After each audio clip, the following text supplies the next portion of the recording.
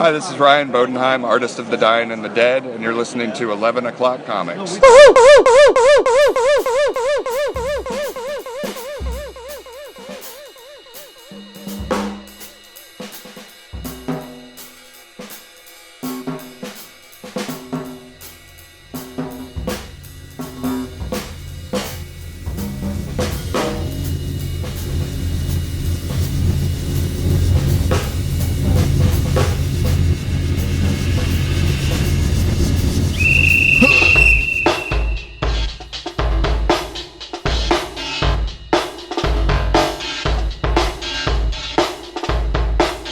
Flawless, as usual. If you know, you know. you know. Yeah. It's amazing what you could do. Oh, man. Unbelievable. I think another, not a great week, but a good week. Okay. I didn't get to read much new for this week. I mean, this was an ass week for new releases, but yeah, I read a bunch of non-new releases that I enjoyed. Yeah, but how do I say this without sounding the like I'm trying to fix an injustice that I perpetrated willingly. I'm reading Ryan North's Fantastic Four.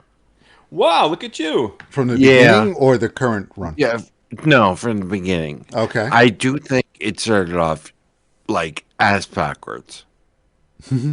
I think it was the you mean the reuniting part where they weren't together? Yeah. I think it was bad. But it gets a hell of a lot better. And I initially made fun of the Invisible Woman Malice type deal, but it makes sense. It is using an old school trope. Yes, it is. It is, but it's used in a way that's I don't exactly want to call it different, but it's used in a logical way that, yeah, it's certainly better than Slot. Yeah, as I said some time ago when I did a big deep dive on it, I think it is fair. Like a lot of people consider it one of the best Marvel books. I think that's fair. I think Ryan North, like you said, once he gets the crew back together, once he gets the family together, I think a lot of the stories are enjoyable, well done. My issue with the series has and continues to be the rotating door of artists.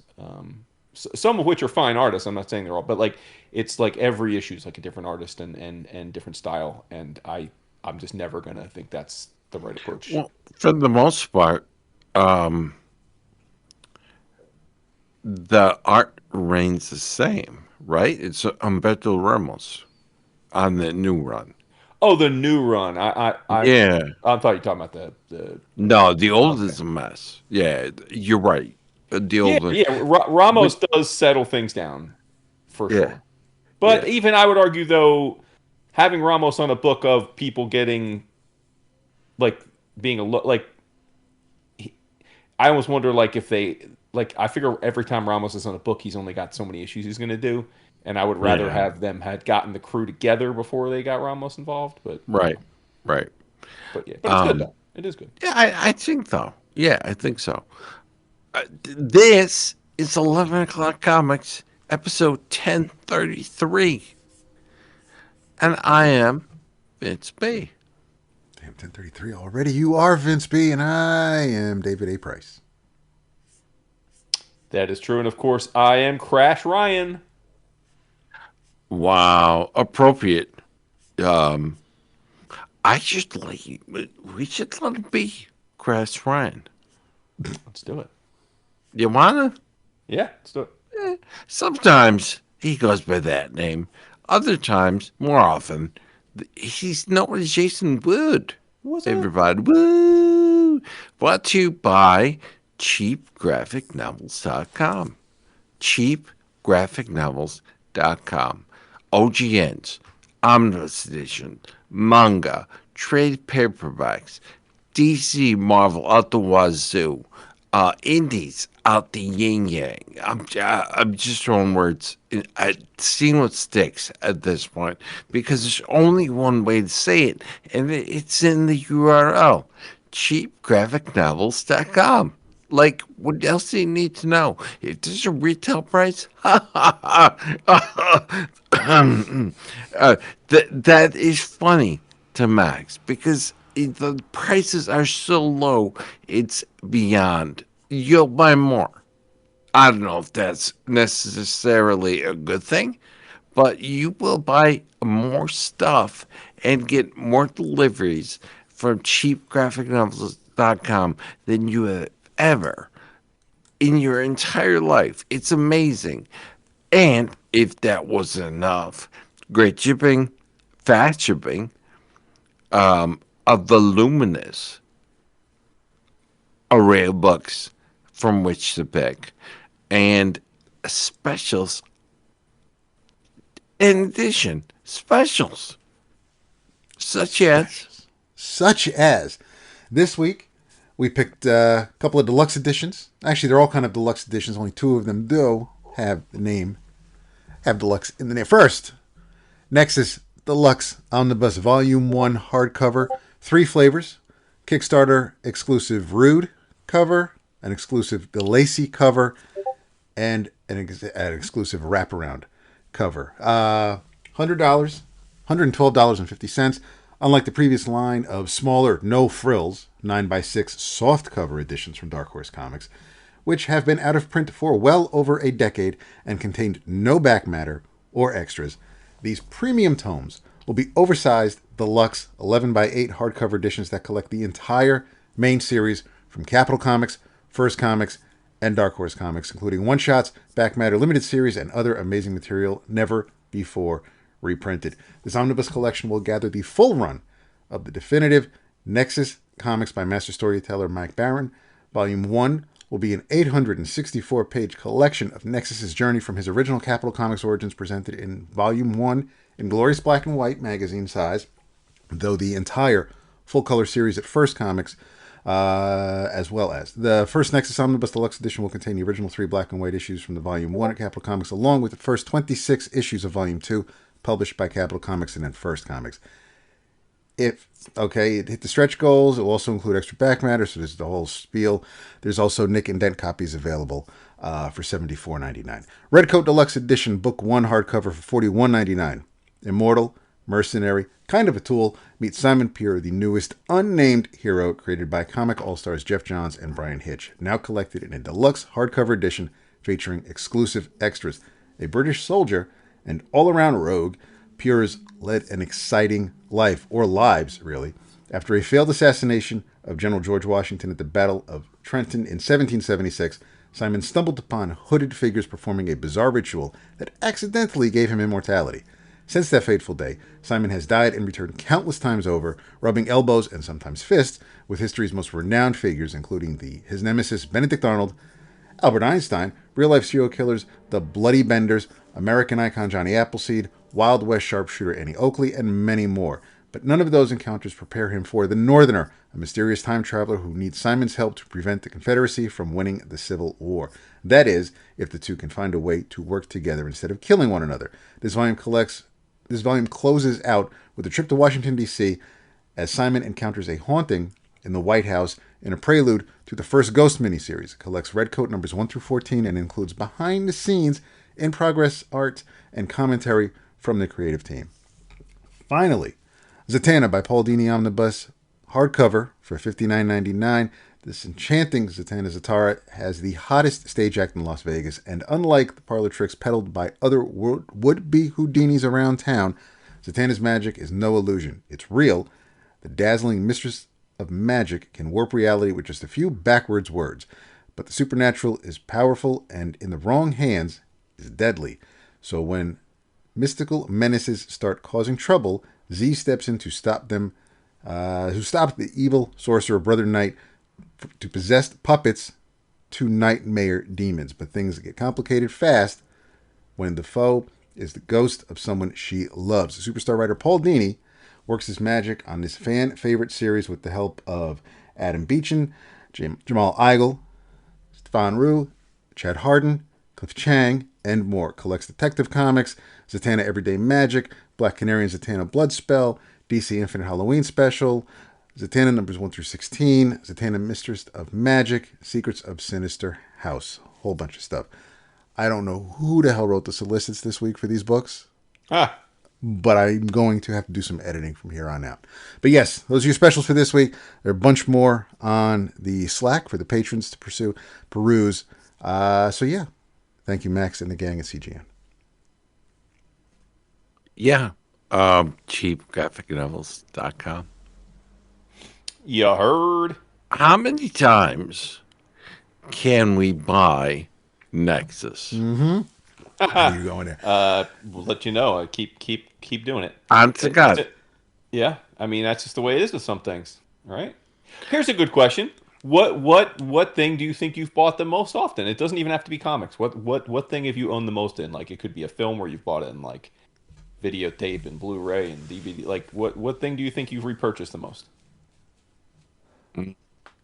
That's easy, but I don't want to necessarily give you the answer.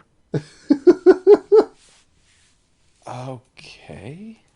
Tobacco. Oh no, I didn't mean like a use up thing. I meant like a Yeah. I meant like a thing that you again like you would like buying the same book over in a different form or buying like that. I meant that like something Um, that like Probably Fantastic Four.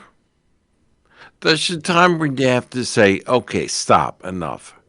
Because think about all the various editions of Fantastic Four that have come down the pike. I haven't stopped getting the Kirby Collector because I bought Fantastic Four. I have a lot of Fantastic Four. And at this point, it's just like, I'm buying it again. Why am I doing this? Does it look better? Yeah, yeah, kinda, sorta. But does it look better enough where it's cost me X amount of dollars to buy it again? Like, no, it doesn't. And right. neither did the last one. But that doesn't seem to have stopped me. Especially like omnibus editions. Like I'm a sucker for the omnibus edition. If you give me like 30, 25, 30 issues straight, I'm done. Yeah, I'm powerless. I can't say no. I have to say no because we're only allowed so much room on this planet, and my books have spilled from my office into other parts of the Yeah. house, and it's just like I would risk getting there. Well, 30 years ago. But now, not so much. Yeah, you know. Nah, she does have a point. It's like, how much room are you going to take up with this paper? All the room. All of it. But is it fair? Okay, Is it so right? Fantastic Four would be interesting. All Yeah. right. What Yeah. about you, Dat?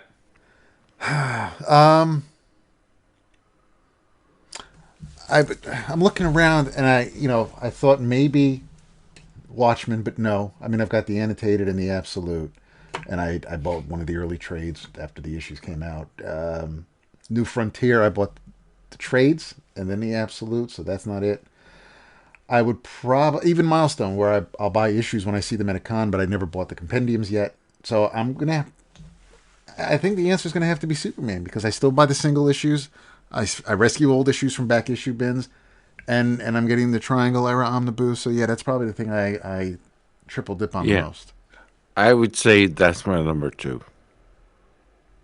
Uh huh. Yeah. Maybe the Titans, followed by the Titans, but yeah, it's got to be Superman, I think. Yeah, I mean, I think for me it probably is Watchmen actually. I mean, I own it. I own issues. I own the absolute. I own the annotated. I own hardcover. I mean, I own it pretty much any version that's ever come out. I think I own it.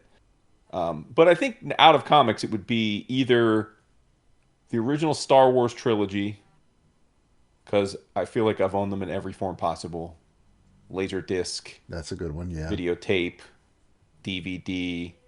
And then for book, and this was one of the reasons that after Vince made his comment, it popped in my head to ask the question. I just back today, thanks to Christopher Burton, shout out to him on the Slack. There's a new Kickstarter for a new Hitchhiker's Guide to the Galaxy omnibus, I and saw that's got that. to Yeah. be like the eighth or ninth version of Hitchhikers I've purchased over the Oh, years. it's good though. No, for sure, but I'm saying like I'm a sucker. Like you give me a new form factor, a new collection, a slipcase, a new printing with it. Like I'm in it. You know, like I'm a sucker to rebuy it. So yeah, but I mean, I think I've rebought lots of things over the years, like especially Yeah. because of like not comics. I mean, I guess comics. To your point, yes, because certainly all of the I mean, the thousands of hardcover collections on my shelves, half of which are reprints, would indicate that I read my comics a lot in that way. But also like I've just I mean, over our lifetimes because of how much music and uh, like physical video media changed in format. I mean, I rebought so much of that stuff. I mean, I rebought so much of the same music over again, and so between cassette tapes and CD, right? Like it's just I mean, Yeah. I'm just yeah, it's Yeah. like it's Yeah. kind of crazy, Yeah. Yeah. You're right. You're right. you know. Zappa's like that for me. Yeah, yeah, yeah. How many after the the third or the fourth? Like, really? I'm still buying this. Yeah. Why? Why? Why am I doing it? I don't Because it know. brings you joy, bro. I guess so. It brings me joy, but it does not bring wife joy. No, it brings her heartache and pain. Well, hey, for better for better or for worse. That's what marriage is about. Yeah, I guess. Um, I am drinking again the same stuff, double trouble, Charles and Charles, red blend. Every time you say Charles and Charles, I hear the theme song to Charles in Charge. Yep. Then Every I time. think It's of sad. Pompeo, and then I get It's sad. But it's yeah. sad. Yeah. I am not drinking. I'm drinking tea, I guess, but that's not. I'm not drinking anything alcoholic. It is my lovely wife's birthday today. Happy birthday! Yay! And Happy but birthday. because of her very busy social calendar, we had decided it would be easier to celebrate tomorrow with the fam. So we are going to dinner and then having dessert and giving gifts and stuff tomorrow. So I'll have some wine tomorrow. So didn't want to imbibe tonight. That makes sense. Yeah, I guess. I am having the Malbec that I was enjoying last week. This time decanted with my fancy decanter with the aerator on top. So it's actually tastes That's better what's this up. week. Tastes better this week than it did last week. Nice little Always be Malbec. decanting. Yep. Always be closing. Always be decanting. ABD, you got it, baby. How can you tell Oh, You that? bro, can you can so tell. tell. It opens up. It opens up. You can just get much more flavor. I guess I'm Whenever we gonna have hang to out, we'll take I'll bring word the for it. decanter. Yeah, so like 2029, Right. when we see you, we'll decant. There'll be plenty of That's things to funny. celebrate in 2029. Yeah, That's funny. yeah. My third grandkid. Oh, Yep. perfect. There you go. Yeah, be I retiring. figure. Yeah, Somebody Maybe it'll will be be like one. dead. Well, I Or, mean, the last time we pretty much saw you was one of our kids' weddings, your kid in this case. So maybe the next time we'll see you is one of like another kid's. Maybe one of my kids will get married. And we'll see you then. chances are very good it would be one of yours first. yeah. I thought, well, isn't Vinny Beats like madly in love? Yeah, but he doesn't have two nickels to rub together. Right. When does that Uh, ever stop somebody from falling in love? Or but Well, it falling in love should. is one thing. It well, should. it maybe should, but I mean, Yeah, it doesn't enough. But like, should I go to Pittsburgh? this week to see my friends. It's like number one, you've been to Pittsburgh this month already. I was going to say, I feel like I just saw him on the socials in Pittsburgh. Yeah. Number two, you don't have the money to go to Pittsburgh. Well, it's not costing me anything. I'm like, yes, it is. It's costing you wear and tear on your tires. It's costing you wear and tear in your car. It's costing you food. So what? You don't have to uh, buy a place to stay. It's still costing you money. Money you do And not. gas is mad expensive right now, so driving a kid. Yeah, Yeah, yeah. But yeah, to get kids be kids though, you know. right. YOLO, you know. YOLO. Maybe he's right. There you go. Maybe he's right and I'm wrong. Maybe I played too close to the vest. I don't know. Well, But I wouldn't go. never too late. Yeah, I I, mean, w- listen, I- I say you only live once. We all were very, very risk averse at his age, and so let him live. um, not all of us. I mean, you Uh, weren't exactly going crazy. You were like you had a serious job. You were. I mean, it's not like you were out there wilding out. Yeah, I paid my car off in a year. That's what I'm Um, saying. right. I got the job done. But I would much rather dump $25 on a vintage comic than put $25 in my gas tank. Well, Much but rather. yeah, but everybody gets joy from different things, right? Yep. Right, right. Um, such as speaking of joy, yeah, Yes. I think you were onto something this week. Now, I don't want to frame it whether in a way where your other ideas are jank. They're not. Oh, thank you. But I think there was something really special about this week. Why don't you tell them about it? Yeah, I mean, we were having some convos on the Slack. Shout out to EOC Slack. You all can join if you haven't. By the way, also shout out to another member of the Nation of Jasons, Mr. Jason Hart has joined the Slack. So it's nice to see him aboard. Yeah. But no, we were. I had Epic Comics popped into my consciousness, and I said, Epic Comics is one of those fascinating periods of our comics history that we haven't talked about, at least not in as a concept. We've acknowledged Epic's existence. We've talked about plenty of the books that were published through Epic, but I was like, it feels like Epic just. I mean, we fun to revisit it because as I was looking through the history of the imprint, I was like, man, there's a lot of stuff that I absolutely read and loved and actually didn't even remember some of it was ever Epic. Like I was like, oh, that was Epic. And then there's just so much I didn't read, and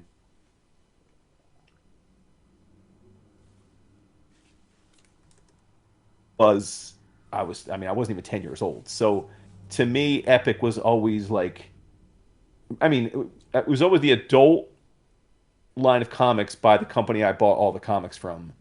And so, but it wasn't adult in a way that I felt like I was getting away with something to buy them. It always felt like, oh, this probably isn't for me. It's not superhero, so I'm good without reading it for the most part. Now, again, as the years went on, that changed, and I read some and enjoyed some. But like at first, I was like, oh, this is just like the stuff that's not for me. Like Marvel's putting this stuff out, not for me, because I was, I wasn't even a teenager. But yeah, so we decided we would just wax lovingly about or maybe not so lovingly depending on your perspective about Epic Comics. And I mean, I would imagine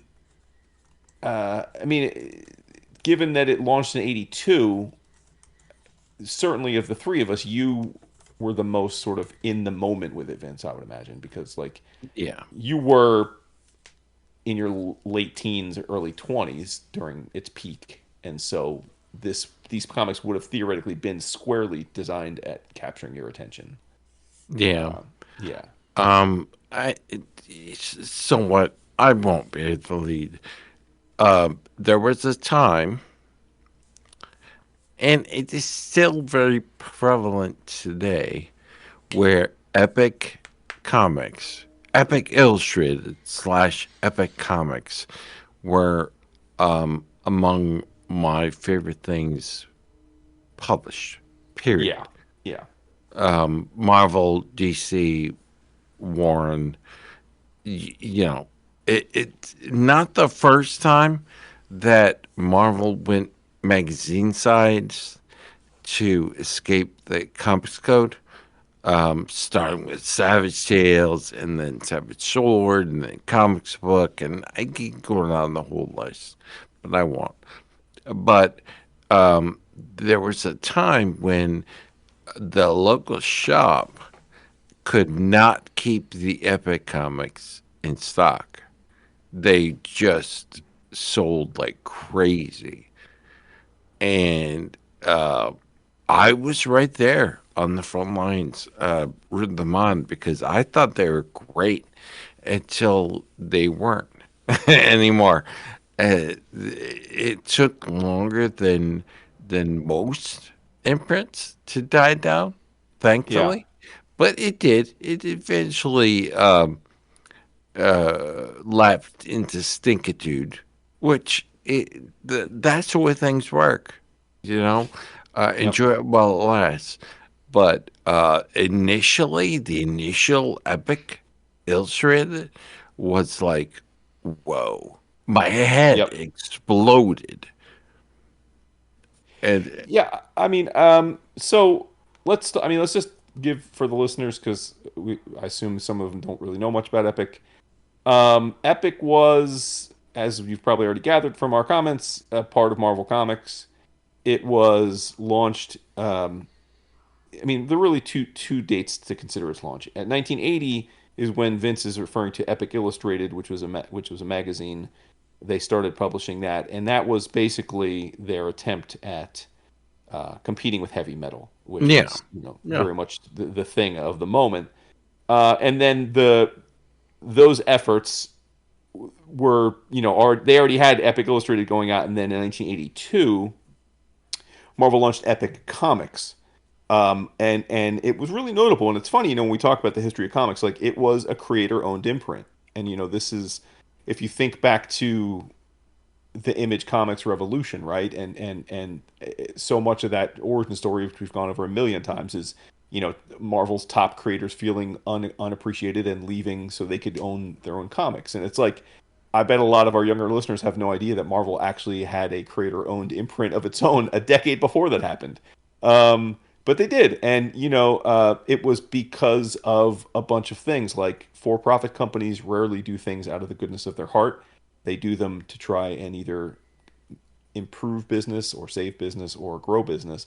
And in this case, it was trying to save business because you had heavy metal kicking ass. You had, probably more importantly, companies like Pacific and Eclipse, which we've talked about a bunch over the years, who were thriving as upstarts, and they were creator owned imprints, and they were understandably appealing to a lot of really interesting and good creators at the time. And so Marvel was losing talent and worried about losing more talent, and so they decided to come up with Epic to try and say, hey, if you want to own your own stuff or do your own stuff, you can do it here. You don't have to leave. And I think they were smart at the outset, right? To your point, like, I think they got it right at first because it was a good idea, it was a timely idea, and at the time, Jim Shooter, of course, was running the show at Marvel, and listen, we talked about Shooter a lot. Shooter, it was fucking hard to deal with. Classic love hate. I think more people hated him than loved him, but he certainly had his fans. And and this isn't meant to be a we don't need to revisit Jim's career at Marvel. But the point is plenty of people didn't want to work with Jim, and so one of the things they did smartly with Epic was they put Archie Goodwin in charge. yeah, And yeah. Archie, but so yeah, no, wasn't go the ahead. first song. Well, he was the first in charge of Epic Comics. No, Rick Marshall Yeah. was. No, Oh. Rick Marshall was, and Oh. they took Rick or Rick resigned or whatever months before the first issue of Epic Didn't know that. Illustrated. Okay, cool. Yeah, Okay. you're right. You are 100% right. Archie Goodwin was the editor in 79, 80, but he was preceded by Rick Marshall. Nice. Oh, that's Yeah. good intel. Okay. Well, and I really can't speak to Rick Marshall much, but I think that Archie Goodwin, especially at the time, was beloved. Like as a human, like people loved him, Mhm. loved working with him, loved working for him. So again, like by all accounts, what a smart idea, right? Create a place that creators can hang their own hat, own their own stuff, put a guy in charge that almost everybody, if not everybody, loved being around and working with, Yeah. who didn't have a heavy hand and wasn't thought to be someone that was going to step on their toes. And boom, and they're off to the races pretty much. And then, and they launch, and like you said, I mean, many of their first titles were absolute bangers. I mean, and again, as we go through some of this, we've certainly talked about some of these over the years, so it's not like we've never talked about it. But the first title, of course, was Dreadstar. And I mean, I think I've said I hadn't read a page of Dreadstar until that Kickstarter Omniboo came out a year. It was probably, time flies, but it was probably 5, 6, 7 years ago now. But I had never read Dreadstar, of course, Jim Starlin. But I assume you were reading this as it was coming out, Vince. And I don't know where you were on this, Dap. Like were you reading Epic as it was coming out? Yeah. If you start your first issue off with the Frank Frazetta cover, Right, right. you have my attention. But it's like, okay, so the first issue starts with Frazetta. There's nowhere to go but down. And then the second issue, it has a Richard Corbin cover. Right. Yeah, I'm done. You've eclipsed, pun intended, my expectations. Where your second cover is better than your first. Like it's not supposed to work that way, but it did. And yeah, Epic Illustrated was I lasted the duration with Epic Illustrated, and like I said, or like we said, the magazine was good, really good, until it wasn't, Hmm. and then it devolved into sludge. But for the most part, yeah, it was the thing to which I looked forward every other month, I believe. Every month, every other month. Hmm. Yeah. Well, but then did you? I assume you read Dreadstar off the shelves. Yeah. Yeah. Did you? Yep. Where were you on this, Dap? Because you weren't. You're obviously not. You're only a little bit older than me, so it's not like you were. I mean, you were you Yeah, I were you were mean, pre, you were pre-teen. You were pre-teen when it got started too. yeah, I was 10 when Dreadstar dropped. Yeah. But I was able to, I was aware of Epic because of obviously Marvel House ads, but I was powwowing with Vince before we started proper tonight, and while I was going down memory lane and digging for to get as much info, fill in any gaps that I may have forgotten. I found this one really intense website, and it took me a minute to find, because Homeboy doesn't like sign his blog posts, doesn't sign really anything on the site. You got to do some digging. So this is from Lars Ingebrigtsen, and it's a website, kwakk.info, and it's the totally dash epic URL. But they read everything Epic has ever published, and so for good or bad. And my man even went and he went down and he found write-ups from Amazing Heroes or the Comics Journal or fanzines where they were talking about a particular book or where things may have gone off the rails, because as he's reading them, it's apparent some things are starting to fall apart. He does mention how Archie was there at the start, because they mentioned people may not be keen on working with Jim. Archie left to go work for DC after Shooter was ousted, and that's when Ralph Macchio or Carl Potts took over, and things ran a little smoother because I guess during Archie's tenure, books tended to be bi-monthly, and if somebody was late, there was a fill-in artist, which things really kind of got screwy. So Carl kind of just kept things streamlined. So there was a bit of a shift between the original launch kicked off in '82 through about '88, and Phase 2 brought in some of Marvel's superheroes to be done by some epic creators. But That yeah.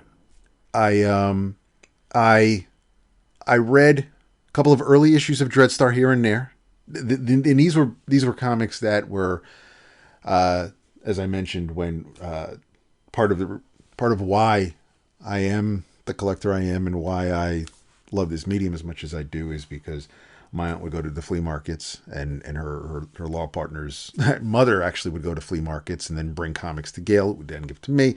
So a lot of times there were some epic books in these piles. So I did have some early issues of Dreadstar. Not too many things consecutive, but here and there. I read the second issue of Void Indigo, which of course was also the last issue of Void Indigo. That blew my mind because I'm like, holy shit! I was like, there's boobs, and maybe an issue of Coyote before McFarlane came on. There was, of course, Six from Sirius by Galassi. I read an issue, I think, or two of Swords of Swashbucklers. Same thing with ElfQuest. I read the bulk of Moonshadow as after it was released, but or not as they were coming out, but shortly after the issues came out. A shit ton of Gru, of course. I mean, who didn't? But and which is Gru is the longest running epic series. And it blows my mind as to what the number 2 longest running epic series is. But yeah, I read some things well after the line was done, as I find them over the years. But and then I know last year or a year or two ago, I talked about Midnight Men, which was during the Heavy Hitters line, and I love that line because that gave us Peter Davids and George Perez's the Saxon violins. But Epic is weird, but it's wild as I was going through Homeboy's list of everything that they published and clicking on a couple things here and there to see where I might have forgotten what I've read. But looking at the line, I remember I read not everything from the line. I was surprised at how much I did read, but I was also surprised at how much I haven't read that Epic published. And it's, but no, TLDR, I didn't read a lot as they were coming out, but at least not the initial launch. The later phases maybe, but not originally. Yeah, I mean that's the thing. I think the early phase, which is what I consider like when I think of Epic, and it's like a lot of the stuff that in my mind I was like, oh, I didn't read much Epic until, as you point out, which we'll get to, like late in the later years of Epic, I was like, oh wow, I've read a lot of that. I didn't realize it was Epic in retrospect. But yeah, I mean, it's also worth noting that while it was set up like it seemed like a good idea and they did a lot for it to be successful, it wasn't really ever successful. Like these comics, with very few exceptions, which we'll touch on, were poor sellers.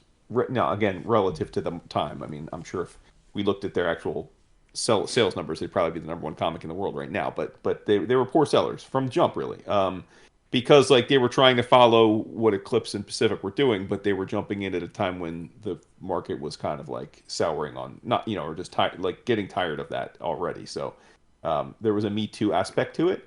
But like to your point, I mean, so Dreadstar obviously has continued to be in the public ethos. I haven't read a single issue of Coyote, couldn't tell you anything about it.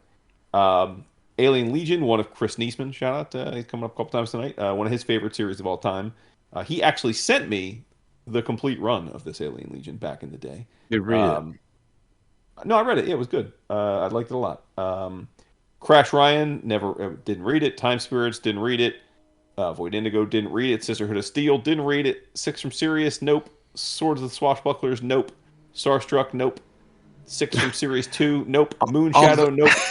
All the good stuff. Well, Yep. because it was because I wasn't even I was 9 years old. I was like Yeah. it wasn't on my it wasn't in my, and then I guess because maybe it wasn't ever in the like zeitgeist, like it wasn't like, obviously we didn't have like internet or anything. Like by the time I was a little older and going into diving into back issues and reading, I was just so focused. I'm sure like many at the time, just catching up on the superheroes, because that was so connected. You had so much history to go back in, right? I wasn't like Right. thinking like, oh, let me go back and read this 12 issue series that came and went. Like I just wasn't that wasn't on my mind. That's the problem. I think they killed themselves. Whether you can't stop someone from back issues were at the time. Oh Back hell yeah, issues were a viable market believe where I mean that's what we I mean that's why we're they're who we are, right? Like right I and would go with my paperboy money and literally go and buy as many back issues as I had money in my wallet. It was just yeah. exactly. Do you want to spend X amount on Uncanny or Superman or Amazing Spider-Man, or do you want to spend X amount on uh, time spirits? Like, there's no question. But the Epic Comics, each Archie took what Stan was doing with the bullpen bulletins page, and you always got the feeling from Stan that he was a shyster, a huckster, that he was giving you information, but dressing it up more than slightly, where to the point where it was like almost well, it was hyperbole, where Archie, I would read his intros that he drew himself, and Archie made Epic Comics feel like a club Right, yeah. Like it was, yeah. that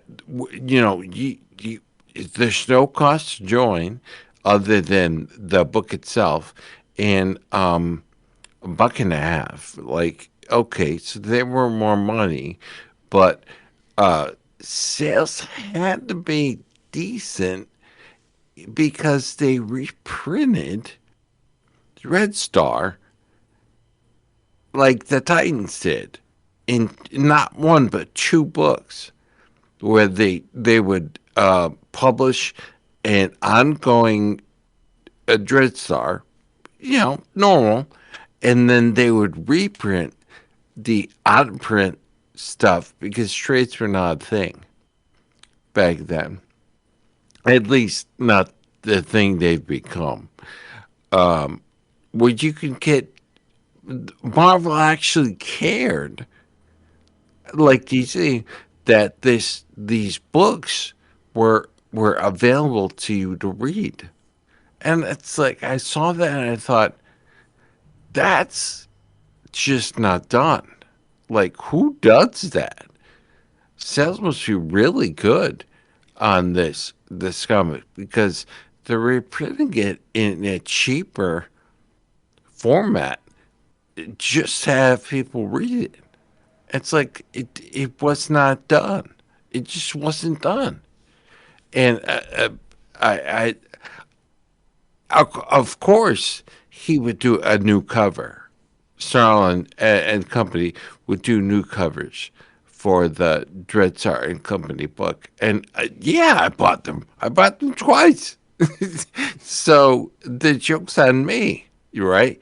Uh, but to get back to it, Archie made it seem like Epic was a a lounge where you could come in and be yourself and read what you want to read.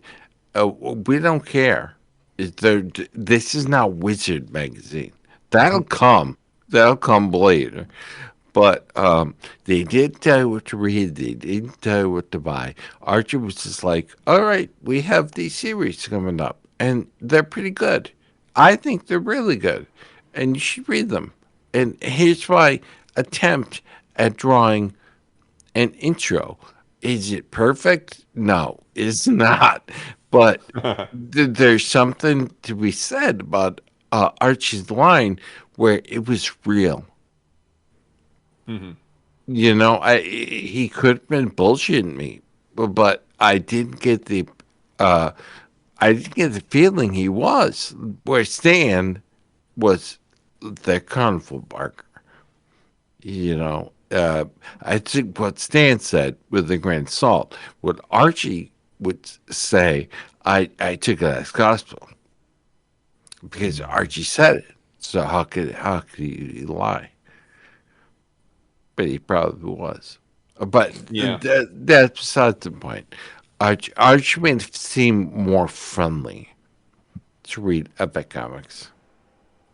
Did you of those titles we ran through? I mean, those first few years, did you have any that you really like remember loving or thought were like stood the test of time? I read them all. Sure. Yeah, there was the for a lot of years I bought Epic Illustrated like the whole run. I bought Epic Comics the whole run. Okay. It did not matter what it was. I bought it. Um, my favorite Epic comic, and you're gonna know this by what the Void Indigo. Is my favorite epic graphic novel, even more so than Death of Cats and Marvel, which I love. I love it. I think it's amazing, but there was something about Void Indigo that I like. How this is being published? Of course, it's not going to last. It's like the Swamp Thing we talked about last week. What what was he thinking? It did not belong at Marvel. It didn't. Yeah. But my favorite epic comic, I don't consider Void Indigo an epic comic. I consider it a graphic novel that started in epic the epic graphic novels, and then it's spun off into a comic. My favorite is Time Spirits. Okay.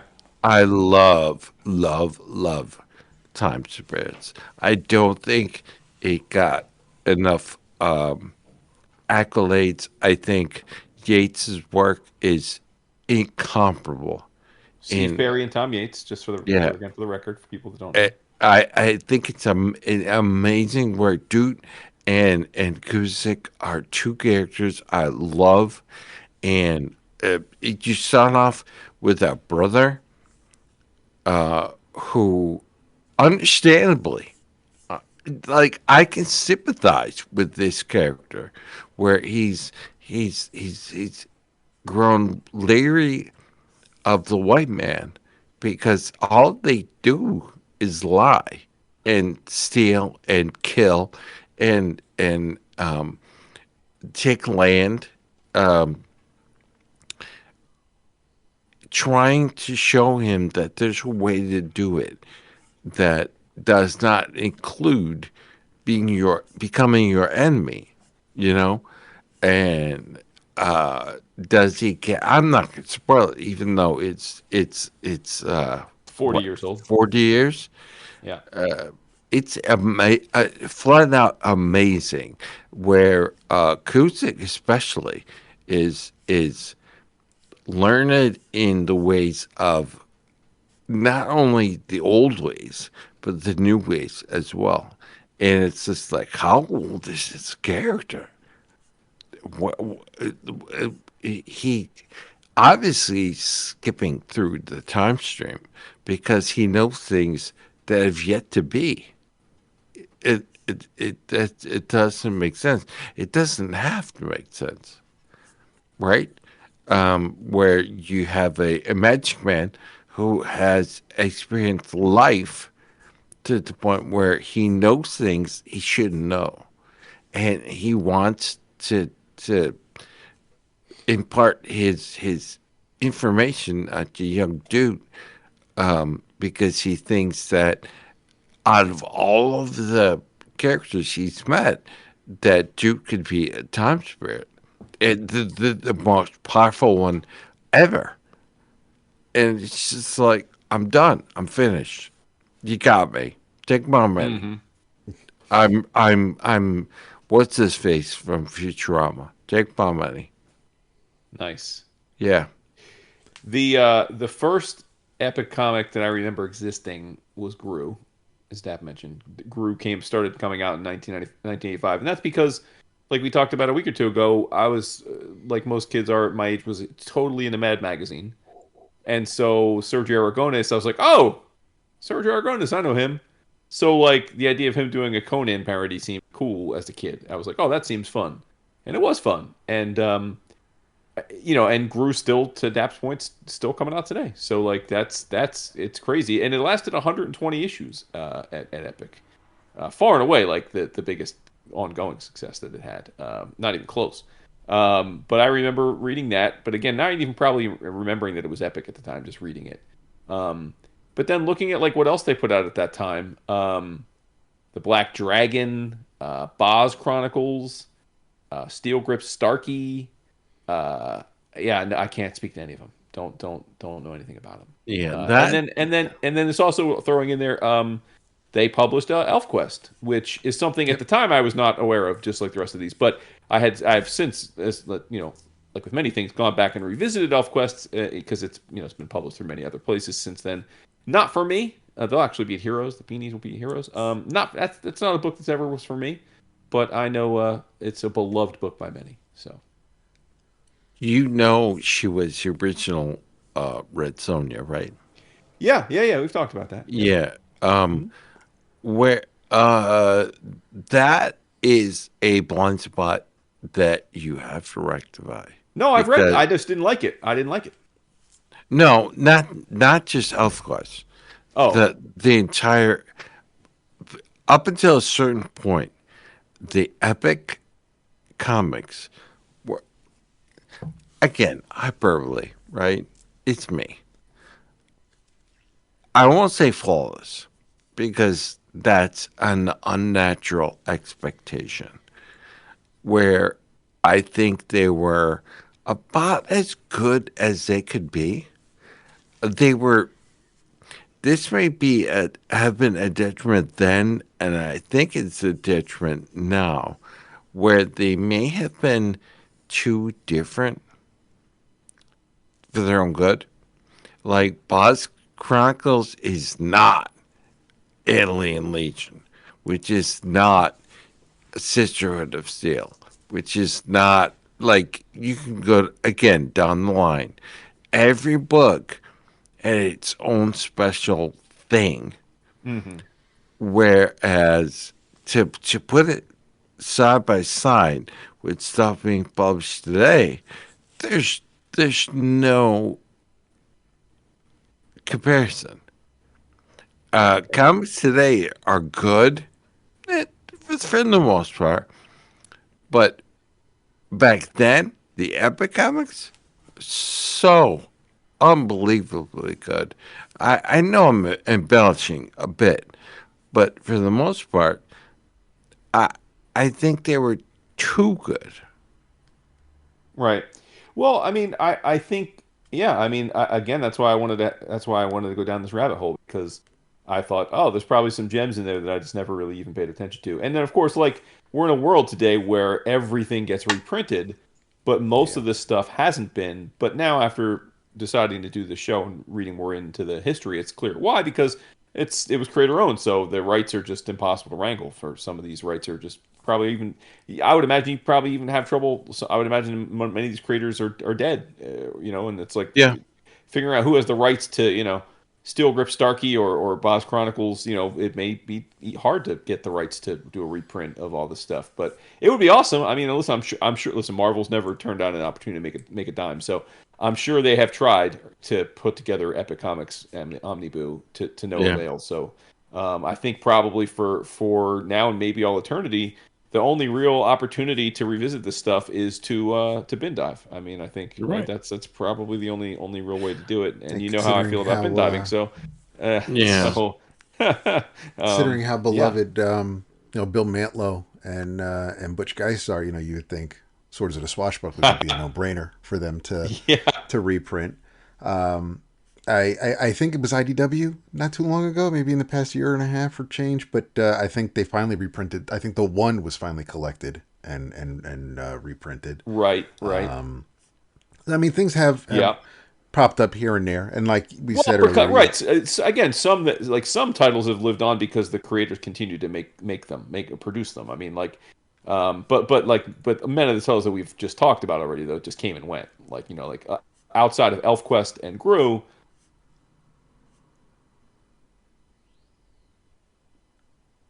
Okay. that's one way to end it. Yeah. ElfQuest grew well. Alien Legion, I think that's popped up. Well, actually, no. Dark Horse did the omnibus of that. You imagine trying to parse the legality of Hellraiser? And we'll get to that, obviously, It would be almost Phase 3. impossible. Yeah, it would be almost impossible. Where I do think they were reprinted, but not in extensive editions. Where again, those are really it started off really good, amazingly good, and devolve. Like the last issues of Hellraiser are not all that great. But again, it's the last issue because the pyramid goes down, Yep. right? The last issues of Hellraiser are the most expensive to buy floppy format, but it's square mouth format. But for lack of a better term, let's call them floppies, because the print run was so at the time compared to other books low, right? Bro, I was talking, and then you guys didn't respond, and I'm like, what the fuck? You did it again. Did what again? You went away. Yeah, Discord just closed down on me. I had to reach. That's whack. Yeah. That's what happened to me last week. I was just saying how for me, Electro Assassin was the first time I really became conscious of Epic, and I think that was true for many people because it was finally a superhero crossover, and it was Miller Sienkiewicz, so it's like holy shit, I mean, Yeah. Yeah. Well, Vince, you probably loved Video Jack. Perfect. Yep. Yep. Well, Video Jack came out after Electro Assassin, to your point, but Yes. but yeah. Well, I mean, I just know Vince would be particularly partial to that. Yeah.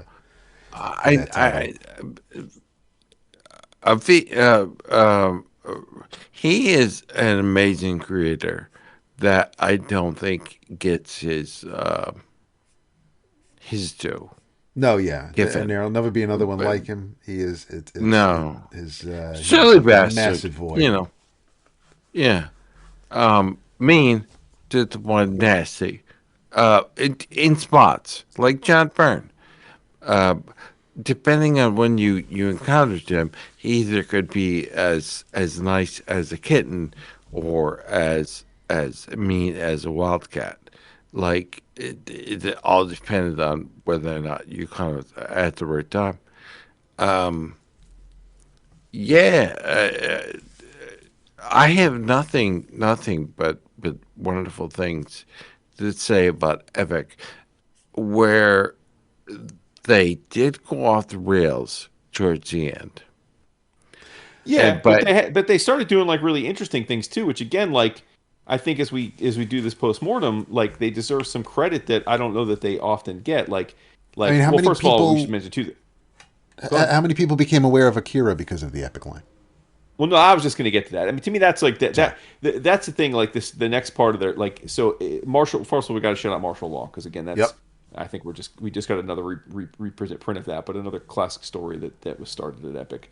But then yeah, like you said, like then they start zigging a little, zagging a little, and I'm not going to profess to know why or what was the decision to change. But to me, the thing that like is astounding is that they brought us. I mean, think of how much we love all of the publishers like Magnetic and Fana and DQ and and Europe Comics who bring European artists over here and give them a platform. Now, admittedly, this is coming off of Epic Illustrated and Heavy Metal, and like so that idea was already in the oeuvre, but they start presenting more of that stuff in comic form. They start publishing a lot of Mobius stuff. Of course, probably the most famous, at least at the time, was Silver Surfer Parable, because it was Silver Surfer. But they were the first ones to bring the Inkle over here, dude. And think of how much we fucking I mean, think of what reverence we all have for the Inkle now. I mean, and Epic was what exposed us to the Inkle. Like they were the ones that decided to let us to Jodorowsky, and they Well, gave us the. They did though. yeah, to be fair, Mobius was already within the pages of heavy metal. No, that's what I'm saying. Those guys were all in heavy metal, but I'm saying they brought this. The genius here is they brought these things into comic form, which Right. again, lots of people were only into reading comics like floppies, right? And so they gave us the Inkle, they gave us Parable, they gave us, and yes, they like I said, they were already in heavy metal, they were already in Epic Illustrated. But then to Dap's point, the thing that's a real knock me on the ass is they brought fucking Akira over here, and they turned Akira, which again, back then, I don't think many American comic readers knew about manga, and certainly didn't have an appreciation for how manga was presented, right? And the format with which manga was consumed in Japan.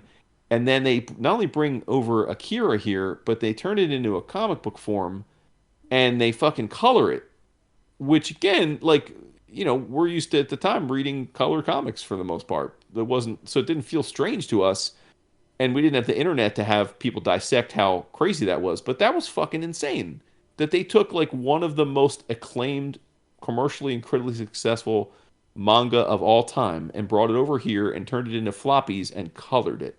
Like, it almost sounds blasphemous saying it, but that's what they did to try and appeal to American readers. And Yes, and right. I think coloring it was the difference that made it go hundreds of thousands of comics Right. Yeah. were sold, because I think had they published it in black and white, that it would be, wow, this is amazing.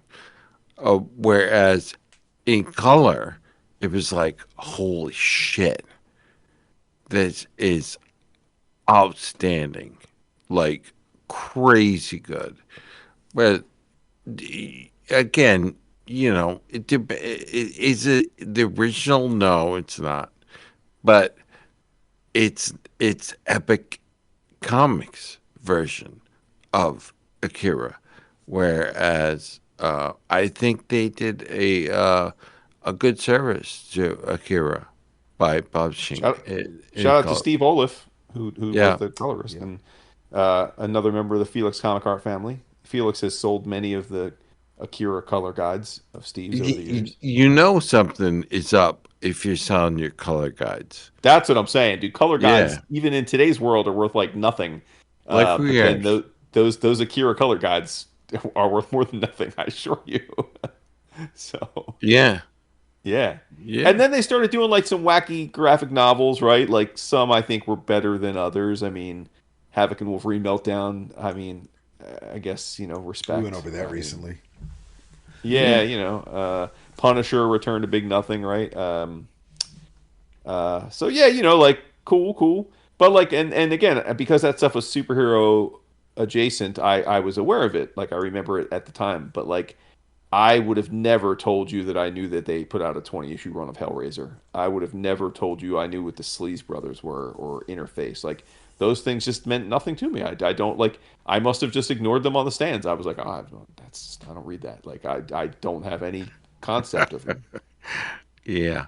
The Hellraiser one, Hellraiser's great. The later issues are not, but the Hmm. early issues, like 1 to 10, 1 to 15, Hmm. uh, are so good. Nightbreed is amazing. Nightbreed freaked me the Dude, fuck you've out. talked about Nightbreed many times. Yeah, you love that. Yeah. Yeah, I have, back when James Jasek was hand binding the comics, I bought editions of a lot, at least 2/3 of the Epic comics runs, completely runs, hand bound, that I don't think I'd part with for any amount of money. Where it's something to be said to go to my reading room, right? Pluck off a volume, a hardcover volume, containing Time Spirits, Boss Chronicles, Sisters of Steel, and Crash Wine. Like, it's again, it's just it's crazy. No, now he was shut down by someone. I don't want to cast aspersions because I don't know, but he was crazy busy until again, mirroring the Epic comics. He was crazy busy until he wasn't, and it's just like, oh, we're not doing that anymore. And I'm like, why? I think it's a viable exercise. It's amazing actually that again for reasons I stated above, that I can go to my library and pull it off the shelf, and I think that it was a confluence of the market. Trades were first starting, and the sales were going up and up and up on trades, and Jason comes out and starts doing this, and it's just like he actually affected the sales of trades, and no wonder they shut him down. You know, they bought all of the machinery from him, and he, oh, it'll be done by somebody else. Again, paid to say that, you know. Whereas he just went away, to my knowledge. He has since passed, uh, unfortunately. So hats off to James Jasek, but yeah, again, it's very special to me to be able to do that, and he made it possible. Whereas you don't see that kind of reference like Titans or Ancient Marvel book here, Thor, where I do have the entirety of Excalibur and Cable handbound, but for the most part, it books like the Epic comics that did not come out in trades, to my knowledge. And now they're collected under one cover, and the ability to reread them again. The paper is browning. The color is not what it once was, but I don't care. They're just so good. The Tom Yates issues. I go back to Time Spirits. Yeah. The Did you? I the mean, I didn't know while I was off when I had got disconnected. Did you guys mention that Archie Goodwin eventually leaves for DC right before the image boom, like late '80s, and then Carl Potts, who creator of Alien Legion, becomes the editor, and then Yeah, that's pretty much, from what I understand, it like all downhill from there. Like yeah. Unfortunately, like you're right. yeah, yeah. But there was still a lot of books. Like I was looking through the list of books. I'm like, oh shit. I mean, some of these sound lit, and the creators are cool. Like again, I don't know anything about them. Like Stalkers, right? Like I didn't know that book existed, but it's like you look at like the names involved, like Jan Sternad, Mark Teixeira. It's like really like that's like say what? You know, I don't know. It's like crazy. These books like right under my nose that I didn't know about.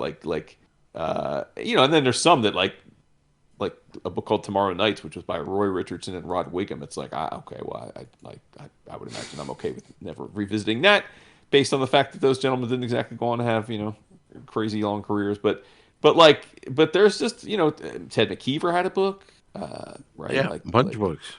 Yeah, I mean, yeah, and then I stood there. I saw there was a Tomb of Dracula book.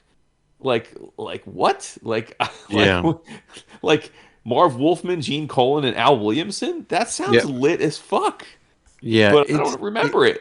Like, was It's it bad? not. No, no. Um, it's not bad, but it's not Tomb of Dracula. It's Right. called Tomb of Dracula, but it's not. Um, I think they tried to wrap up a bunch of threads that were dangling in the original series. Um, Again, it wasn't like it is today. They just did it in the dark old mini or Hmm. some book, whereas yeah, they tried to fix it and to finish it, and they I do not think they were entirely successful. Like Byrne. Byrne has published the last issue of what he would have done if he got, because the last Galactus story is unfinished, Yeah. Right. where straight from the horse's mouth. Here's what I would have done. Well, that's not enough, Right. you know. Like we want to see it. Um, Yeah, and then I guess the end, the literal end, is like early '90s. Image has started, and I mean, this was the one period of my life where I wasn't reading comics at all because I was in college. But like '93, they started the Heavy Hitters imprint, Yep. which was meant to literally directly compete against Image. And the fact that I couldn't have told you that most of these books ever existed, and that none of them really went for more than like 4 issues, I would imagine they were dead on arrival for the most part, despite some interesting creative teams involved. yeah, not so bad, not so bad, but not great. I But mean, who yeah, could ever forget Psychonauts or Spike or Terrorists or Offcasts or I mean, of course, Tor probably like Tor was like I mean that was Joe Kubert, but like even that like didn't last. no, it didn't. That's when I started to side eye the line. The heavy hitters and the other stuff they were doing. Tons of Hellraiser tie-ins during that period. Oh yeah, Yeah. Parker Comics for days. Like, holy yeah, shit. yeah. That's what we were. That's what I said when you were gone. Was that trying to parse the legality of Hellraiser? Right. Where Nightbreed, it's easier Mm-hmm. to navigate because it's Bob Levins and the writer and whatever, Clive Barker. Jim Lee. There was at least three, four sets of creative teams on Hellraiser per issue, and it's just like this is awesome. Where yeah, the stinker, the law of averages, right? Yeah, it's stinker here or there, but for the most part, it was really good, and it just like devolved into sludge. And they pulled the plug, and it wasn't surprising because the big two are not willing to. Well, they release the numbers, but who reads that crap? You know, nobody reads it today. Nobody. I don't even think they do it today. where they had to publish circulation figures Yeah. Yeah. at some point within the year, and now they don't even do it, and nobody bats an eye because nobody cares. Nobody, and they shouldn't. They shouldn't care. Uh, that's the parlay of the zines. Do I want to know how many issues sex violence sold? Not really, but if you're gonna publish it, I'll read it. You know, Yeah. what the hell? Uh, but not under the covers of a Marvel or DC book. I feel like Hellraiser was to Epic that Anne Rice's vampire books were to Innovation. Like you couldn't. That's all Innovation felt like it was publishing for a while. But Hellraiser, there was a lot of Hellraiser. I remember it going down the list of A lot of Law Dog, a lot of Alien Legion. the oh yeah, a lot of Alien Legion. The one of the like the second longest epic series, freaking William Shatner's Tech World, which lasted probably close to about 30 issues or so. Which is freaking Sure. wild, and I was buying that because I read the first couple of Shatner's Tech novels, and so I wanted to see how they were adapted.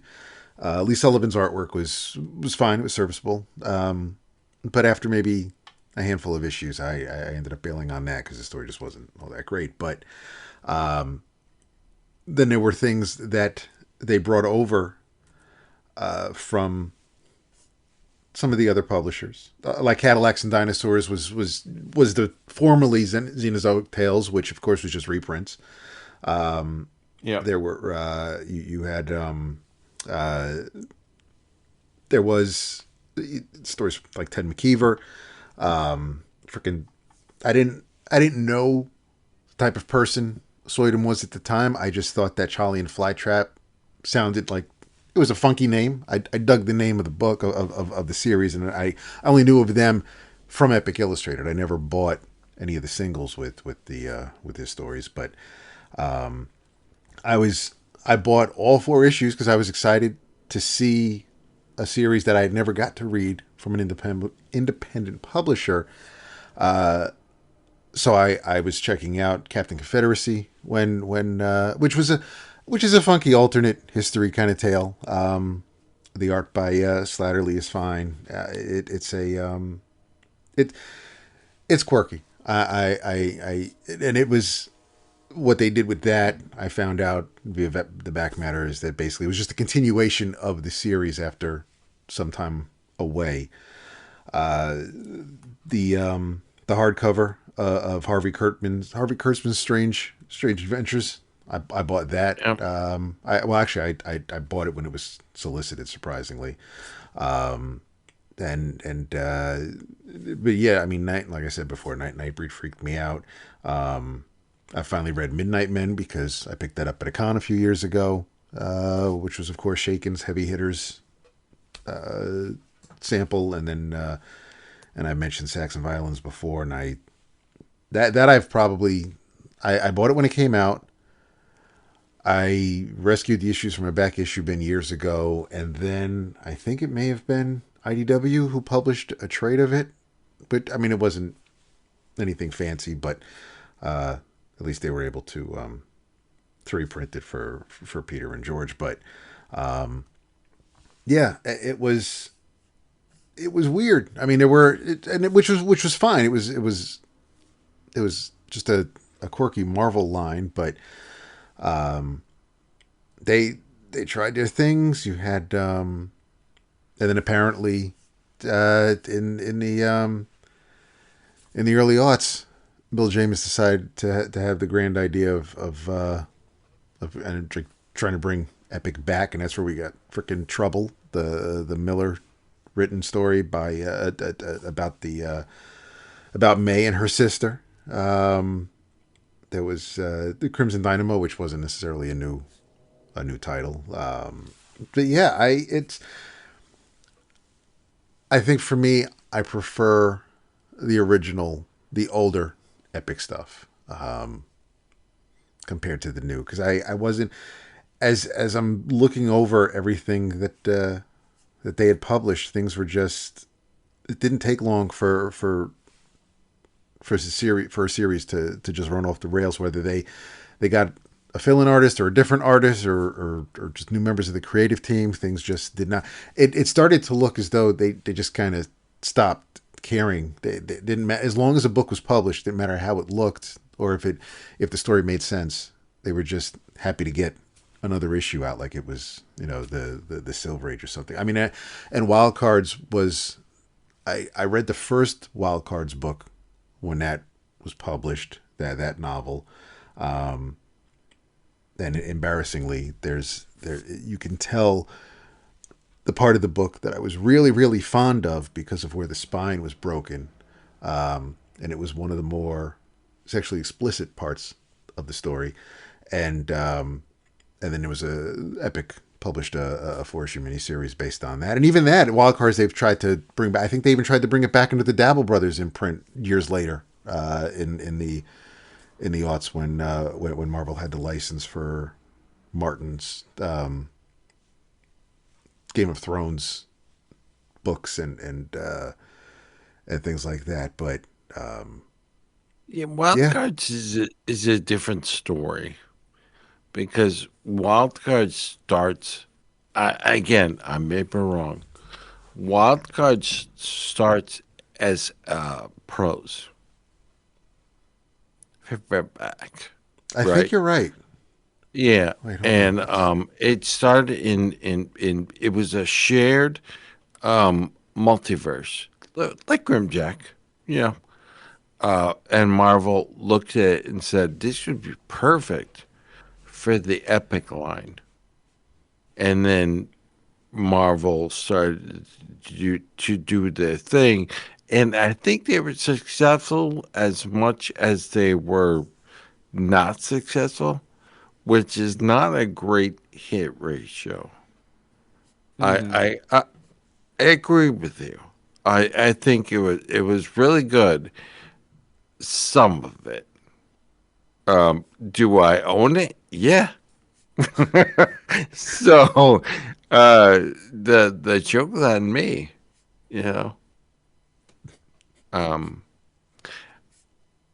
Kudos to Archie though, because I think that the epic line affected the regular line, where creators, at least to my perception, creators start to look at the epic line and said, "Well, we could do that. We won't own it, but we could try and jazz it up a bit." But again, like Jason said, at the time they got that kind of approach. The image already started. So was it a reaction to image, or was it a reaction to what was going on at Epic Comics? Your information is as good as mine. Yeah. I don't know. I don't Well, it's know. interesting, right? That a lot of the story, like Dap was saying, like a lot of the issues they were having in the early '90s are identical to what was happening in Image. I mean, it Yeah. was just there. I think the infrastructure back then to let these creatives have agency was flawed. Not because they didn't have the right to own what they created. I think that's I'm obviously fully on board with that, but that part was a no-brainer. But the part about keeping schedules, having your books tightly edited, Yeah. having people make sure that they were going to print, making sure Yep. your bills are paid. That stuff, they didn't have a playbook for that, right? They just all walked out and thought, fucking, we're just going to do our thing. And then because Image was so incredibly successful from the jump, where they were literally making millions, and this is in the 90s when, I mean, not that millions aren't a lot now, but like crazy, crazy, like almost unbelievable money. So yeah, like there was no playbook. And then similarly, like all the great interesting imprint companies like Pacific, like they all suffered from the same thing. None of them actually knew how to run comics as a business. And then let's not forget that we're only, like we're a year or two away from this point of the story where Marvel itself goes bankrupt. Yeah. So like this was a tough time for comics. There was a lot of really poor decision making, a lot of poor business decisions, a lot of inmates running the asylum on the business side, and yeah, fortunately, we can look back on it now and smile about it because comics survived and had long periods of success after. But in that period, man, like comics felt pretty busted in a lot of ways. Like Yeah. it didn't feel great, right? Like not again, not that there wasn't great comics coming out, but just like the business of it, you were like, oh, I don't know, like comics are in trouble. Like it's just it was a I tough mean, time. it doesn't Something's help got to be when done. publishers are buying distributors. I mean, it's a snowball Well, effect. It yeah. all just, I mean, Yeah. hindsight and all that. And we don't need to rehash history, but it's, I mean, yeah, yes, Marvel fucked up. They bought Heroes World Distribution. They bought Toy Biz. They overreached. Didn't work out in their favor. I mean, they also ended up with Heroes World out of Jersey as opposed to Capital or Diamond, and they were the only publisher. Like Heroes World just carried Marvel. If you wanted any other publisher, you'd have to go to another distributor. It was a stupid time. Yeah. But it's. I mean, even if Marvel was able to keep going and didn't have the worry of bankruptcy over their heads, the line was pretty much. I think the Epic line was that that was cast. It was the die was cast. There wasn't going to be. I didn't think they weren't. I don't think based on everything that we've seen, the line the imprint publish. I don't think there was any saving it. I think we got what we got from Epic. Right. That's all we were going to get. So yeah, I mean, yes, Marvel wasn't doing all that great towards the end of its run, but towards the end of the Epic run. But even if they were still firing on all cylinders, I don't think anything was really going to save the line. Yeah. But a fun little Yeah. pocket of history, man. Like definitely one again. I would love to. I would definitely those early '80s books. I would love to read a bunch of them. Just and So again, good. most of them are 4, 8, 10, 12 issues. So it's not like it's even that big of a lift. So Well, if I see any at Heroes, Jason, I'll pull them for you. oh snap, Yeah. sunk is Since I won't have sunken my bin now. buddy with me, but It's yeah. As long as someone else is doing the bin dumping, he'll allow it. I mean, maybe I don't even remember the last time I read a floppy, but Exactly. Exactly. I well, there's something thought different about. Well, no, but there's something different about old back issues for me anyway. Going through the bins and yeah, for digging out you. issues. There's something about reading those single issues than there is if going to a shop and buying something new off the rack. that's how I think it should be read. Yeah. Yeah. Yeah. You're right. Whereas I thought Blevins was going to blow up with Bots Chronicles, and he didn't. And I thought, No, okay. no, he didn't. And then when Nightbreed came out, I'm like, oh, this is it. This is the one No, no. because Blevins is gonna explode because he's so good. Whereas, nope, didn't blow up that with that either. The fact that he did not blow up with New Mutants says a lot because I think his New Mutants run it's pretty close to perfect. I also think though that was an unfortunate. The timing wasn't right because you went from McLeod to you went from Bob McLeod to did you go to Brett Blevins or did you go to Sal Buscema? But then I you had think but it was think so. before Demon Bear. It was before Sienkiewicz, and no one's going to remember anything about the New Mutants before like issue 21 or whatever, except that it came from a Marvel graphic novel. No, I think the Blevins is after Demon Bear, isn't Is it? it? with the Yeah, Oh yeah, Hellions. of Oh, I course, think you're right. absolutely. Yeah. Yeah, with You're Castle right. and You're right. everything. My Oh bad. yeah, My bad. absolutely. Yeah. But it still has. I mean, you yeah, just there's the Demon Bear. It's like there's New Mutants. It starts. There's Demon Bear, and then it becomes X Force. So it's like there's not a whole lot. It's right. I think there's more memorable stories with Excalibur than there are with the New Mutants. I don't know, It, man. I remember the Brett Blevins era of New Mutants like it was yesterday. I remember the I Hellions. yeah. I just thought it was awesome. So I don't know. yeah, I think he's amazing, but Yes, he is. he 100%. did not get the accolades that I thought he was going to get. No, yeah. Yeah, for sure. Which it's kind of bummed me out a bit because it's like it took Deadpool to make New Mutants viable, and it's like For really 3 issues. Deadpool, this character sucks, and back then he did, Yes, and I'm not then gonna lie.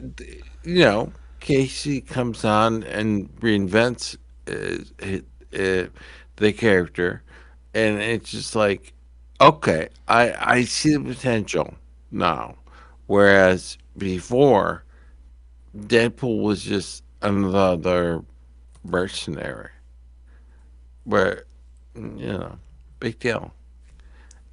It's not like it's Cable. It's um, I'm just glad I but have Blevins on my Grenzel jam. There you go. you should I because do. Yeah, because Blevins is incredible. I I'm not going to start digging now, but a Tombstone. Oh yeah, Blevins is amazing. Have it on my take with me when I go because I think he's an incredible illustrator. Does he get his due? No, No, no, no, he no. does not. Now No. that's somebody because I'm a stickler about the phrasing, but that is somebody who I would absolutely consider underrated. It's Oh not that yeah, he for doesn't sure. get enough Oh work or he's yeah. not loved. He's underrated. I don't think you have to. I don't think you need to caution anything. He's underrated no matter how you slice it. Where uh, everybody goes crazy. Well, everybody in quotes about Jim Lee. But do I think Jim Lee is good? Of course he's good. Is he great? Your mileage may vary. Yeah, not. I think Blevins is better. Now, people will be like, wait, wait a minute. Blevins better than Jim Lee? Well, Sequentially, it yes, all depends, yeah. Like what we're looking at here. There's Are we fluidity to looking that at line. There's movement. It's not yeah, stiff. It feels there's Blevins real feels alive. right? It feels like there's real people Yes. when like you look at the Boss Chronicles, it's like holy shit, this is erotic as hell. And you look at like Jim Lee, say what you will, but Jim Lee, he is a good illustrator. He draws the same woman every time. Yeah. Yeah. Most of his male characters have the same jaw. Yeah, Yeah, no, it happens, but yeah, it is. It's aside from someone might be more slender, more broad shouldered, but for the most part, a lot of the faces tend to kind of blend. His work needs color, so you can tell if somebody if it's Grifter because he's a dirty blonde, as opposed to Hal Jordan because he's got brown hair. well, breeding's the same way. You know, Oh, like grip reading. yeah, there's a lot. The breeding is really good, but there's a sameness to his art, like Jim Lee, like a lot of them. You could say it's the same thing about Larson, who I didn't know this. Somebody should knock on my door and told me this. Larson is writing Spider-Man Noir. Yes. I didn't know this. Yep. Guess you got to buy some Spider-Man Noir now. They're already bought. Okay, then. Here we Yeah, go. yeah, they're already bought. I'm just waiting to read them. It's amazing that it's like the guys that this is a totally different discussion, but the guys that poo-poo the Marvel format started their own company, did really well, and then they didn't, and they went back to the like Larson alone defenders. Uh, if you're gonna pick a project to on which to work, defenders it's an amazing choice, right? Because it shows that you're coming back not because it's not the Avengers, it's the defenders. Nobody in the right mind is going to read. uh, It's going to attract the audience that is not Avengers friendly, whether the defenders. I would much rather come back and rate defenders than another Avengers run that it's going to get read, but nobody's going to remember in 10 years. Nobody. No,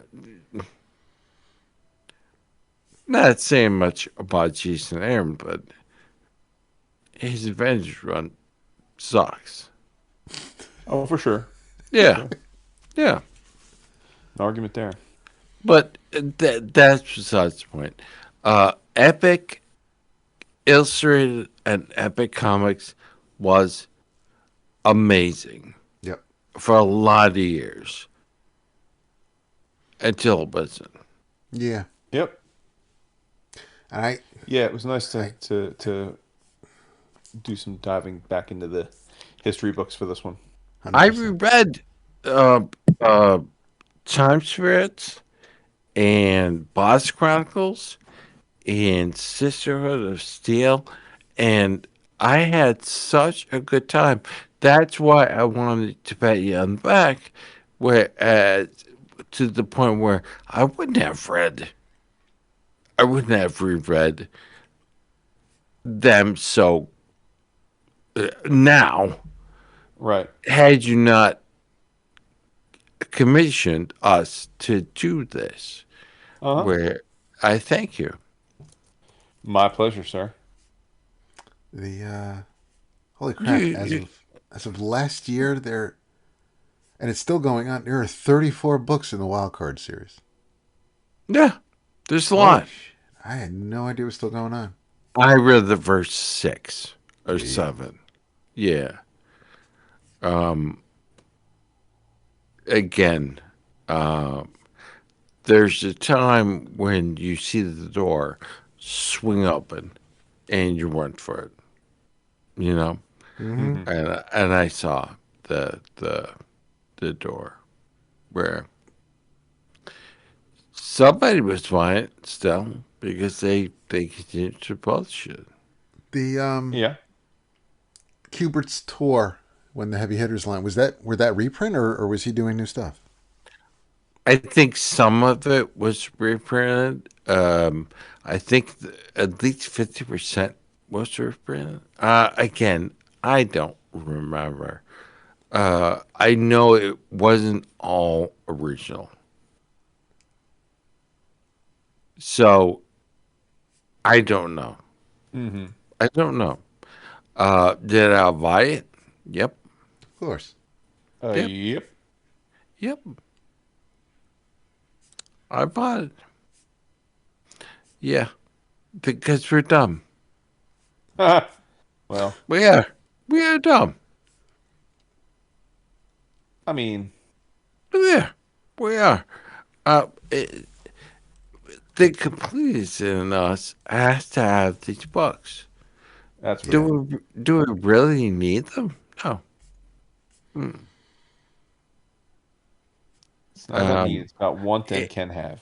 yeah, it's not his best work to begin with. I would rank many, many, many others higher than Tor. But Hmm. Tor at Epic Comics? Okay. Sign me up. Sign me up. Yep. So that's where we're at. Do we want to add anything? Almost 2 hours. Almost 2 hours talking about Epic Comics. What? What? I mean, there's others. There's plenty of other goodness. Like what? Well, let's see. I mean, I see. I bit myself in the ass by the way I just framed it because I have to say that the thing that I was most looking forward to reading, I can't really say was what I hoped it was, Mm, that's and good. Not good. that is well, again, not like this isn't. I'm not saying it was bad, but it just wasn't. I think I was a victim of my own expectations on this one because. As I mentioned a few weeks ago, uh, issue number 21 of Sacrificers, aka the final issue, double sized. It's the final issue of the series. Um, Based on what I knew from talking to Rick and Max Fiumara at the outset of the series, they certainly were hoping it was going to go for much longer than 21. So maybe also in my mind, I'm like letting that play out in how I interpreted the last few issues. But yeah, I mean, I to say it in the most politely way possible, I feel like the series ended on a very quiet note that maybe was always what Rick intended, but it made me feel like we didn't get the payoff for what was a fantastic journey that I'd hoped we would. Um, I mean, I'll avoid spoiling because I know people are behind, but like the book starts with such passion and uh, you know this incredible fantasy world where there's this great mystery of what's happening and why, and then we obviously get the answers to that, and we start understanding the way that this world works with the pantheonic gods and how they control everything, including the sun and the moon.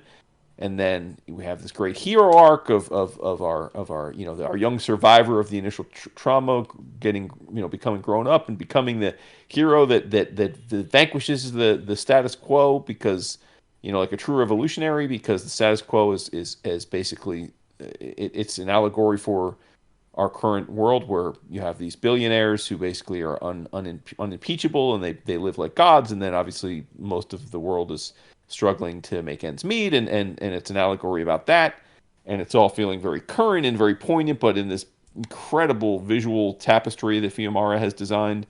And then we build through all that, and it's very successful, and then we get to this point where you come to this startling, stunning realization that sometimes be careful what you ask for. And again, I think credit to the way we know how Rick feels about the world, and it's all coming through here. Where okay, you've pulled off a revolution, now you're in charge, and now what?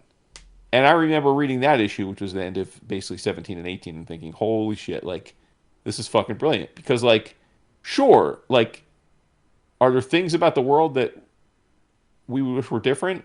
Absolutely. Are there things happening in our very country that we really are desperate that wish that were different? Yes.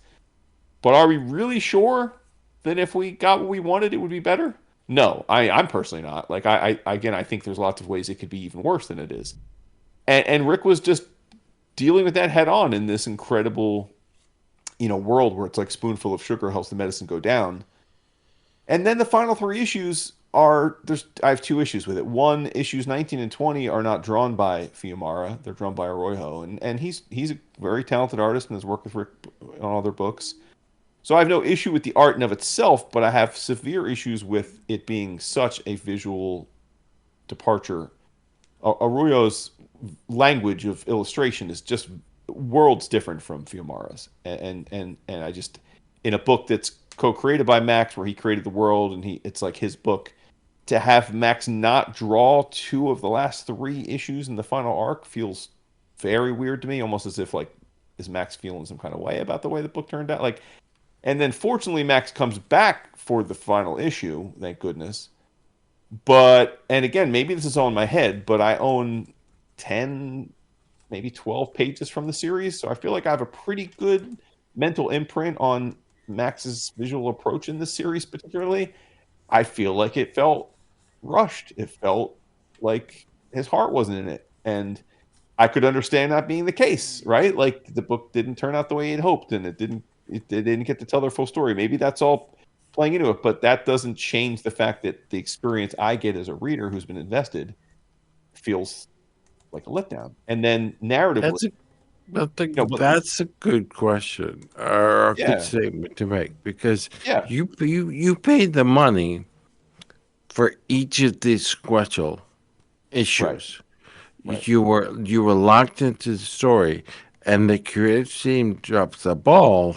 Whose fault is that? Not Well, it's yours. their fault. No, of course it's their Yeah. fault. I'm saying like humanistically, I understand how it might be like it might be frustrating. Like I get that, but that as a consumer, that's not really my problem, right? Like, No, and it's then not your and again, problem at like all. to be clear, I don't have like I don't think the way it wrapped up was like like they didn't blow it. It's not like oh man, like that really fell apart at the end. But what I feel like is that it just sort of ended like I was left where after each arc I'm thinking like oh man like they're making these incredible points about society and class warfare and rule and you know the responsibility of being in charge right isn't always as great as what you think it might be and I was like man just like there has such some powerful things to say and then at the end it's basically like they don't have anything more to say. Like they already said it, Right. and then it's like so they end with basically, like they you know the protagonists, male and female, the husband and wife, they basically they fail, right? They fail at running the world, and then she you know she's on her deathbed, and he realizes like there's no coming back from this, and uh and then ultimately like in the final pages there's like a happy ending of sorts but it's like oh okay so like everything's gonna be okay now like it just felt weird to me it's just like I was like I don't it almost felt like and again I know he sometimes listens to our show so maybe he'll take issue with me here I almost felt like Rick pulled the ejection cord in his own idea on this one like I don't know if his mood changed or like I feel like he was basically trying to make this point that like I don't know that the system we're in, as fucked up as it is, would be any better if we upheave the system without a plan to what to do then. And that's really interesting, right? Because like we always bandy about this idea of like we need change and it's like revolution and civil war, but it's like but we never ask the question like okay, what will it look like after that? Right? And like I thought Rick was really on one, trying to be like, it might like we all say we want that, but do we really want it? Because like how like are we like what's the plan? Like what would that look like? Are we capable of being better? And then it was sort of at the end, he's just like, oh well, maybe it will all work out, but like not because they did anything about it. It's like I don't know, it just felt very hollow to me. And again, I could be totally on a silo here because as try as we might, fan is short for fanatic, and I passionately adore the series, and so I guess I was building my own mythos alongside of theirs, which is totally unfair to them. And I had probably in my own mind ideas of the way it might end or should end or could end, and just because it didn't end that way, it may be completely an unfair way to criticize a book because they do not owe me my ending, right? Like I fully acknowledge that, but I again I can only speak to my personal journey was that it was a book that I thought was one of my all-time favorite books that then by the end I was like, oh, okay. And again, it doesn't like I think the first 18 issues are perfect comics. Like I wouldn't change a thing about them. I think they're great. I just feel like the final 3 issues kind of just ended. It's like, when you have a TV show that you love and then like it gets canceled after 2 seasons and you're like, oh, I guess I'm never going to see what happens to the characters. Like I kind of feel that way. And that's okay. Okay. I mean, like again, like doesn't change the fact that it was 3 years of awesome comics up to that. But I certainly wish it had ended in a way that I could have come on board and said, man, like this is just like one of the best stories from start to finish I've read in a decade, and I can't wait for everybody to read the collection. And so, unfortunately, it didn't go that way, but that's okay. That's okay. I still cherish what came before it. I still love the pages I own. I still think again those first 2 years of the story were incredible. So pour one out for Sacrificers, one way or the other. It's over. And then it comes back 25 years later, and it's even better Maybe, maybe. than Yeah, what happened. yeah. And people still don't have an ending, and they'll never get an ending now That's right. because the original creator died. Um, Better to have loved them I, more. I, yeah, but you're right. You're right. Um, I think it's a matter of Rick not doing justice to the book in which he created, where you can't just say with X amount of issues left, you can't just say, "Man, fuck it, oh well."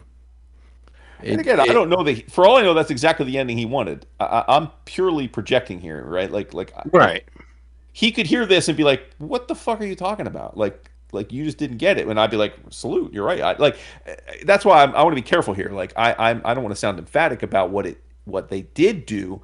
I'm just telling you how I felt reading it. Like I felt like it was an ending that was unintentional, Which, or he like got cold feet, or just felt frustrated that he didn't have the time to make it work the way he wanted. But like for all I know, this was day one when he first framed out the script. The last issue was exactly going to be the last issue, whether it was issue 21 or issue 80. So again, like your mileage may vary. There could be people listening to this that thought it was the perfectly beautiful ending, and respect to that too. Like I'm not going to tell people that they're wrong if they thought the ending worked for them. For me personally, it just wasn't what I was. right, exactly, which is all that matters. Yeah, yeah, yeah. No, If you precisely. thought Yeah, it was a not a good ending, it wasn't a good ending. But there's somebody out there was just that's like, wow, that was an amazing ending. right, right. Did you read the same book that I read? Because it's not, um, and there's no control over that. Yeah, Rick, no matter what he wrote, he's going to make some people happy, and he's going to piss off some other people. So let's have him on, and let's give it a minute. I don't want to have them all in the midst of a confrontation, but yeah, right. Well, as soon as the it stops, yeah. we'll have him on. Word up. Right. You know where you can get the sacrifices and a lot of other books we talked about? No, well, not tonight, but most of the time. You can get them at cheapgraphicnovels.com. Cheapgraphicnovels.com. Everything I could possibly tell you is encapsulated in their URL. Cheapgraphicnovels.com. Go there and save. Leave us a review. We would appreciate it. Check out our Patreon page, patreon.com/11 o'clock comics 11, no apostrophe. Three cheers. Three. Count 'em. You can flip us a buck because you like what we do, and then I don't know how it works. $5 gets you access to the bonus episode. $10 gets you access to the bonus episode and the Slack. Mm. The Slack is what you really want because uh, I've been rereading the Fantastic Four, and nothing says family like Fantastic Four. Nothing says family 11 o'clock EOC like this like. So come and join our family. We'd love to have you. In your travels, I'm going to lowball tonight. I know what you're thinking. Yeah, you lowball all the time. I do. I do. But for the most part, there are two things I've been trying along on my to buy list that I think they're really good, really good, and they make me happy. But are they great comics? Read them and find out. The first is from Marvel. Go figure. And Daredevil. Number two, Number two. Legacy 689, written by Stephanie Phillips, art by Lee Garbett, color art by Frank Martin. Again, it's a murder mystery, which is perfect for Daredevil. Um, Detective Forte and Officer Callahan take matters into their own hands after the FBI, they realize the FBI is not going to be any help. It's not going to open doors that were previously closed to them. The FBI does not want you investigating this case. Callahan specifically says that it's okay if we go down, we get our own opportunity because the FBI is not going to help us. And they discover something, you know. Matt calls Foggy Nelson, and it's like, Foggy, you need to cover my classes. And Foggy's like, No, I don't. Fuck is like, bitch, I'm in Miami. Yeah, no, I'm not going to do it. Um, his student Lauren, and the jury's still out whether or not Lauren will turn up because she's being used as a plot device. I think she will show up in another capacity. She's still pushing and prodding.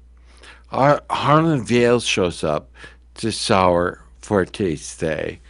And in true Marvel Classic mode, Spider Man joins the party.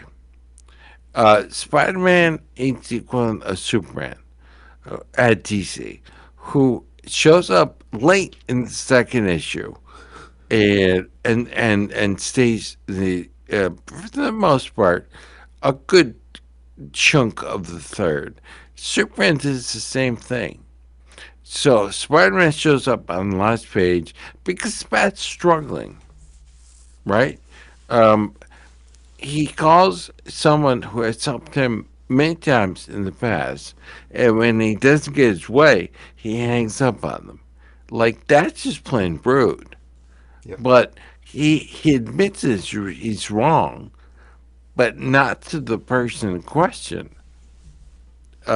He barges in on the owl to get the download on the new villain. It's a fun murder mystery. Like, who is taking these eyes? What is their background? Whoa, who are they? They must have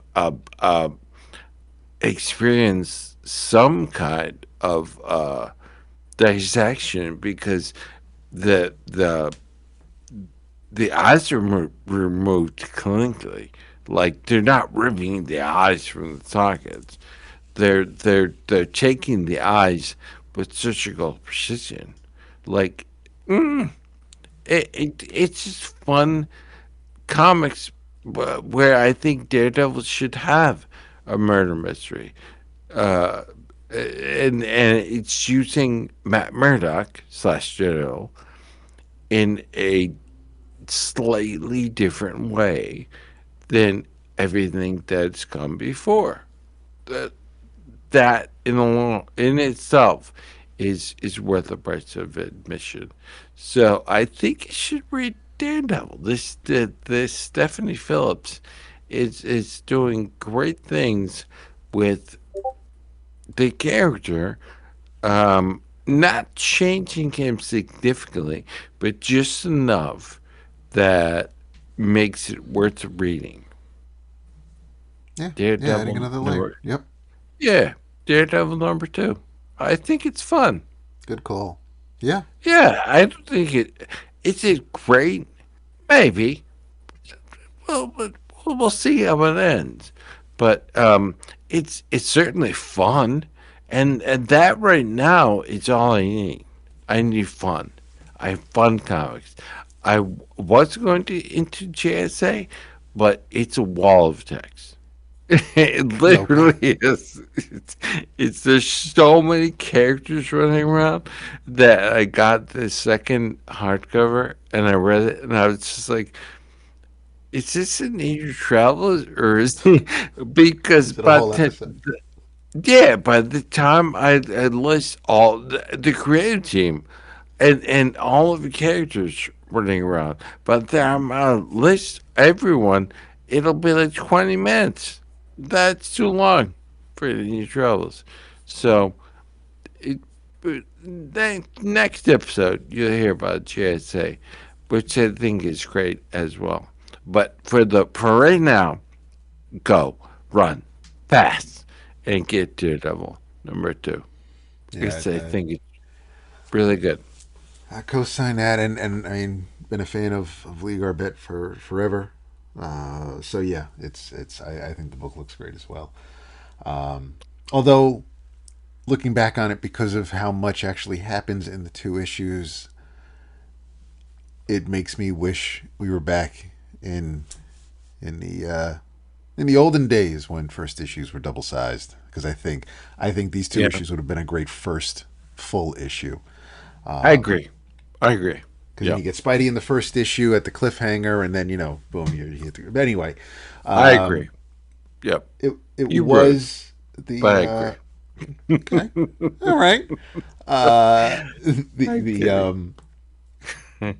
that was the only new issue. Daredevil #2 was the only new issue I read this week. But over the weekend, I read a trade collecting a 6-issue miniseries that started last year from Mad Cave called Eat Your Young, and it is written by Brian Bucoletto. Of course, wrote The Flash, and art by Matea Monaco. And the art is a bit of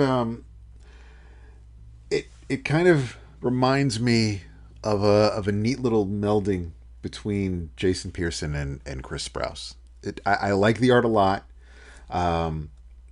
but yeah, it gives me that vibe of two artists that I'm really fond of. But the gist is that well, what's great is after the first couple pages where we're introduced to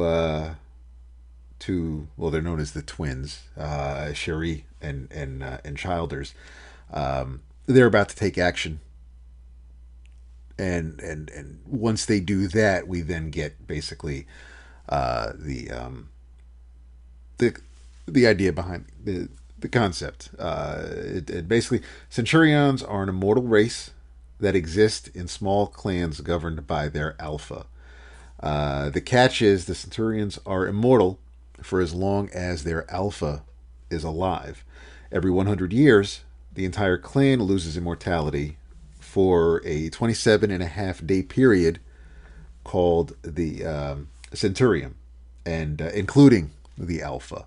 And during that time, any offspring can become the alpha by killing the parent and drinking their heart blood.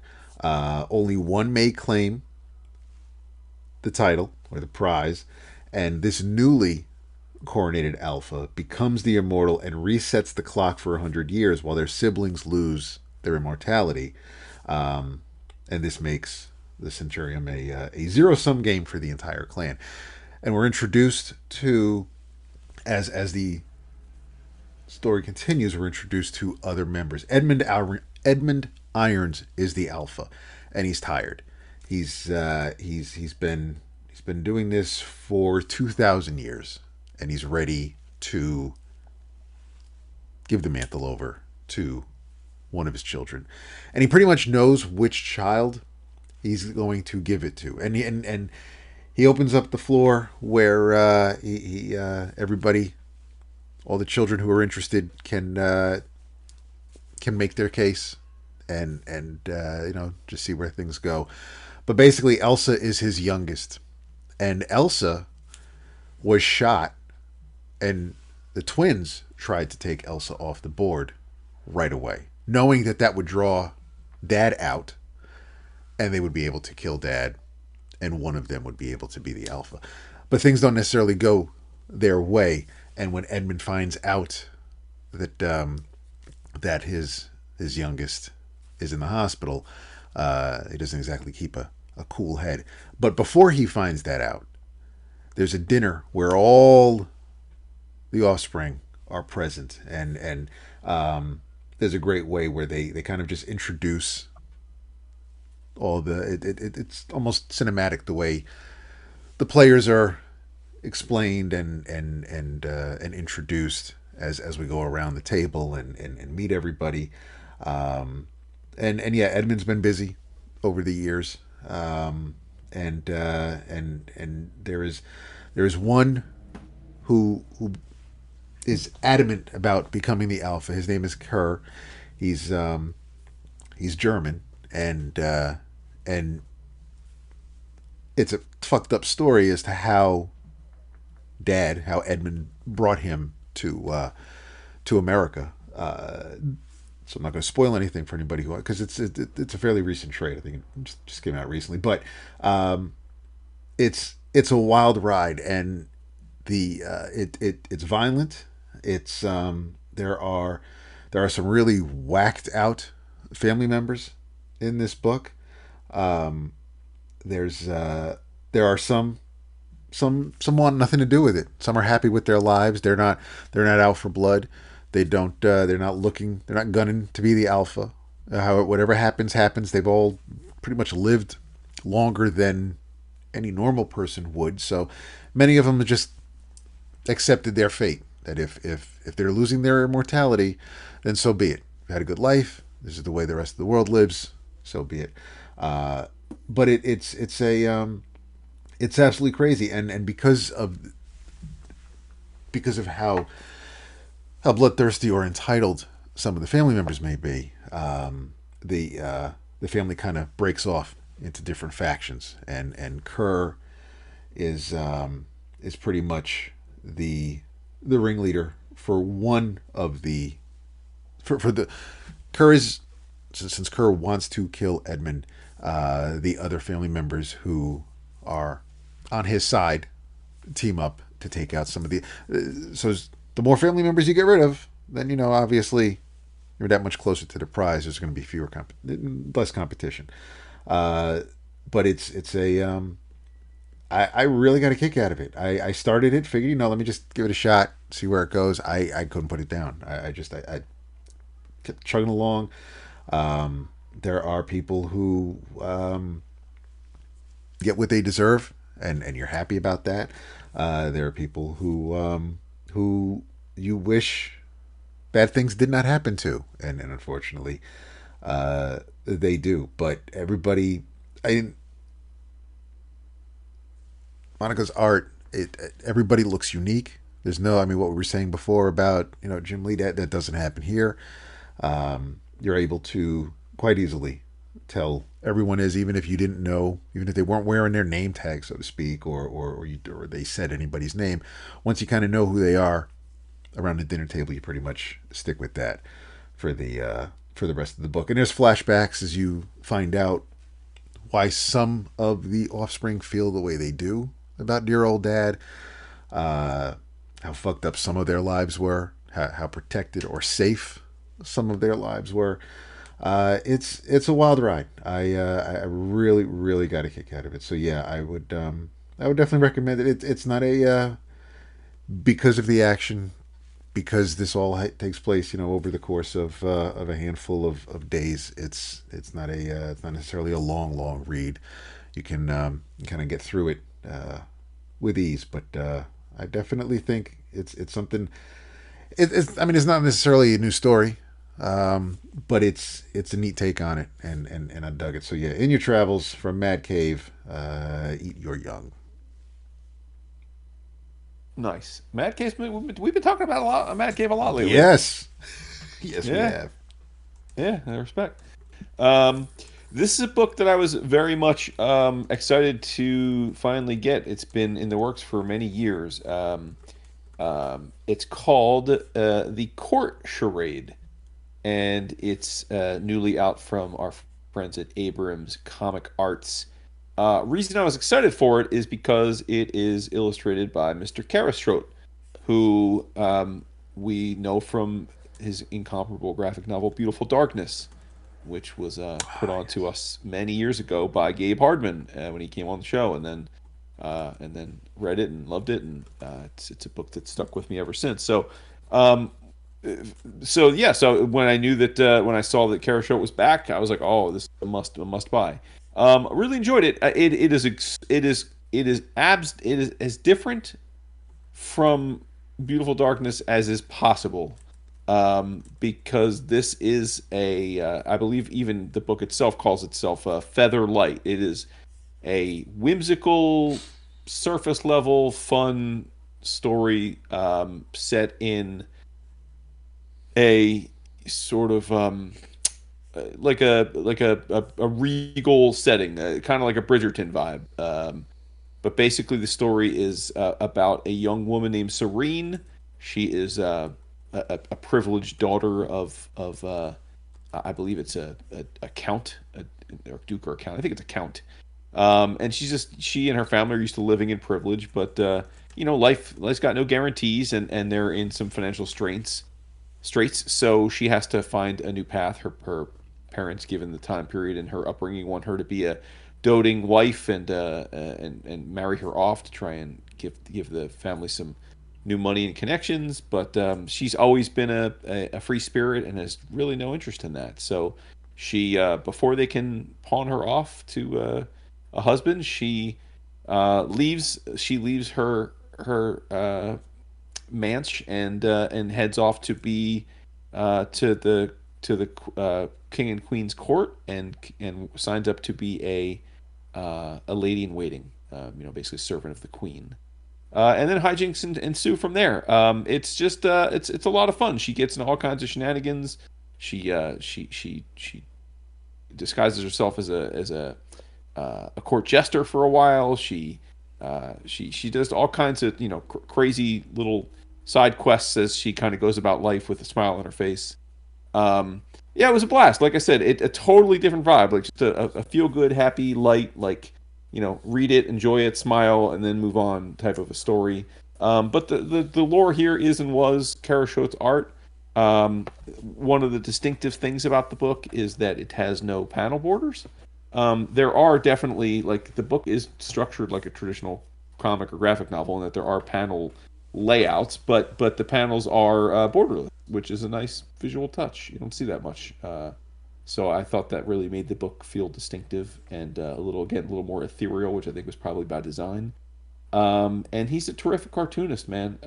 Just packs a ton of detail into each panel, into each page.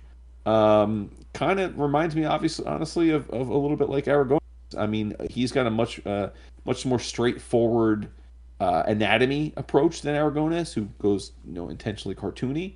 But like just the again with like just the jam pack, like tons of people on page, everybody's doing something, tons of background. Like it's just really love the style. Definitely a style that's not in any way phoned in. So yeah, fun little book, The Court Charade, by Karashote, published by Abrams. Nice. Excellent. Please do diligence. There you go. Yeah, Boy. I know it came out soon enough. Uh, and say goodnight.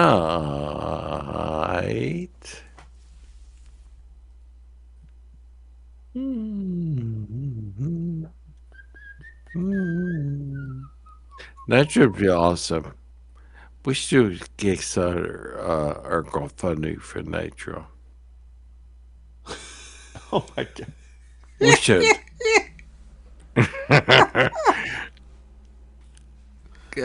David, Good night. you are an absolute delight. Yeah. Word. Hmm. I think you're taking too much time. Nope. I think he went over. Yeah. David. Wow. Over. Oh Well, God, no. I don't want to set him off because we love Oh you shit. so much. So much, so So much. much. Because you Yeah. could have been doing anything else during this time. Instead, you were listening to us talk about Epic Comics. So I definitely appreciate y'all for that. That is facts. Yep.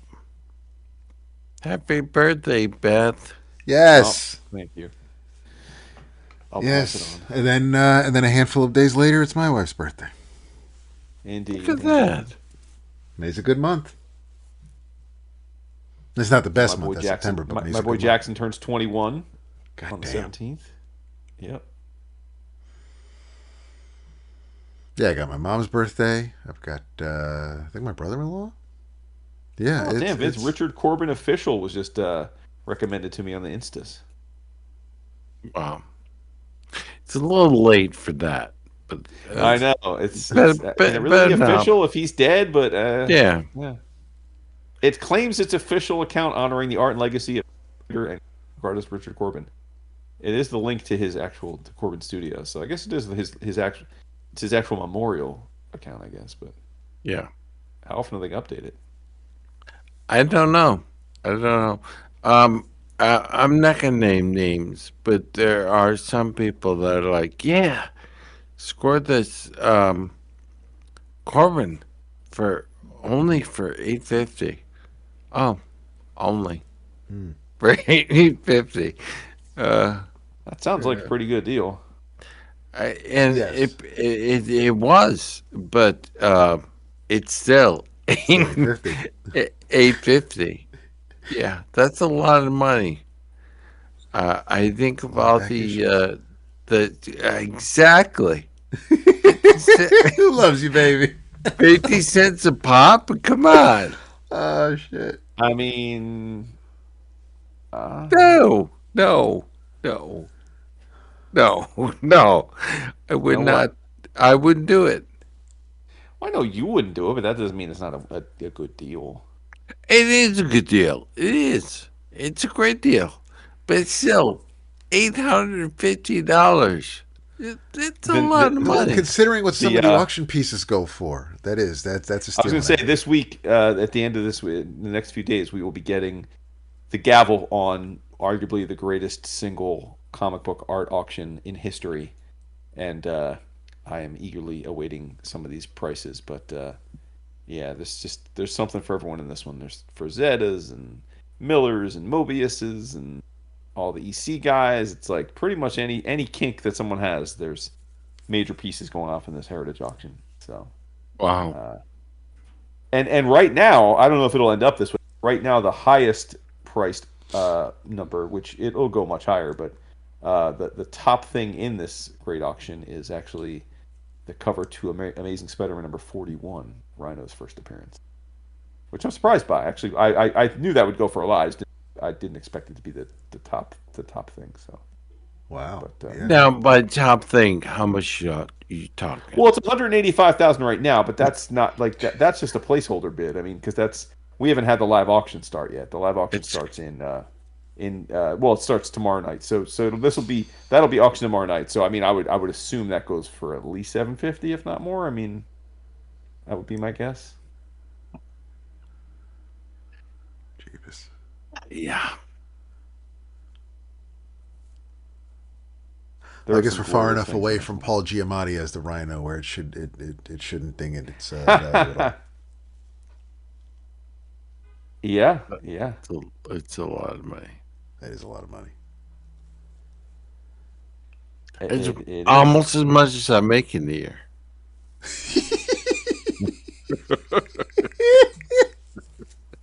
Yeah, yeah. Me too. Yeah. Yeah. We're podcasting with so That, much. that's to say, you are close to the truth. Me, Oh well. Oh, okay. Yeah, I think. Never mind. Yeah. Never mind. Never mind. I'm good. Yeah. Maybe for the bonus content. And we Bye. are done. Bye. Bye. That's it for that one.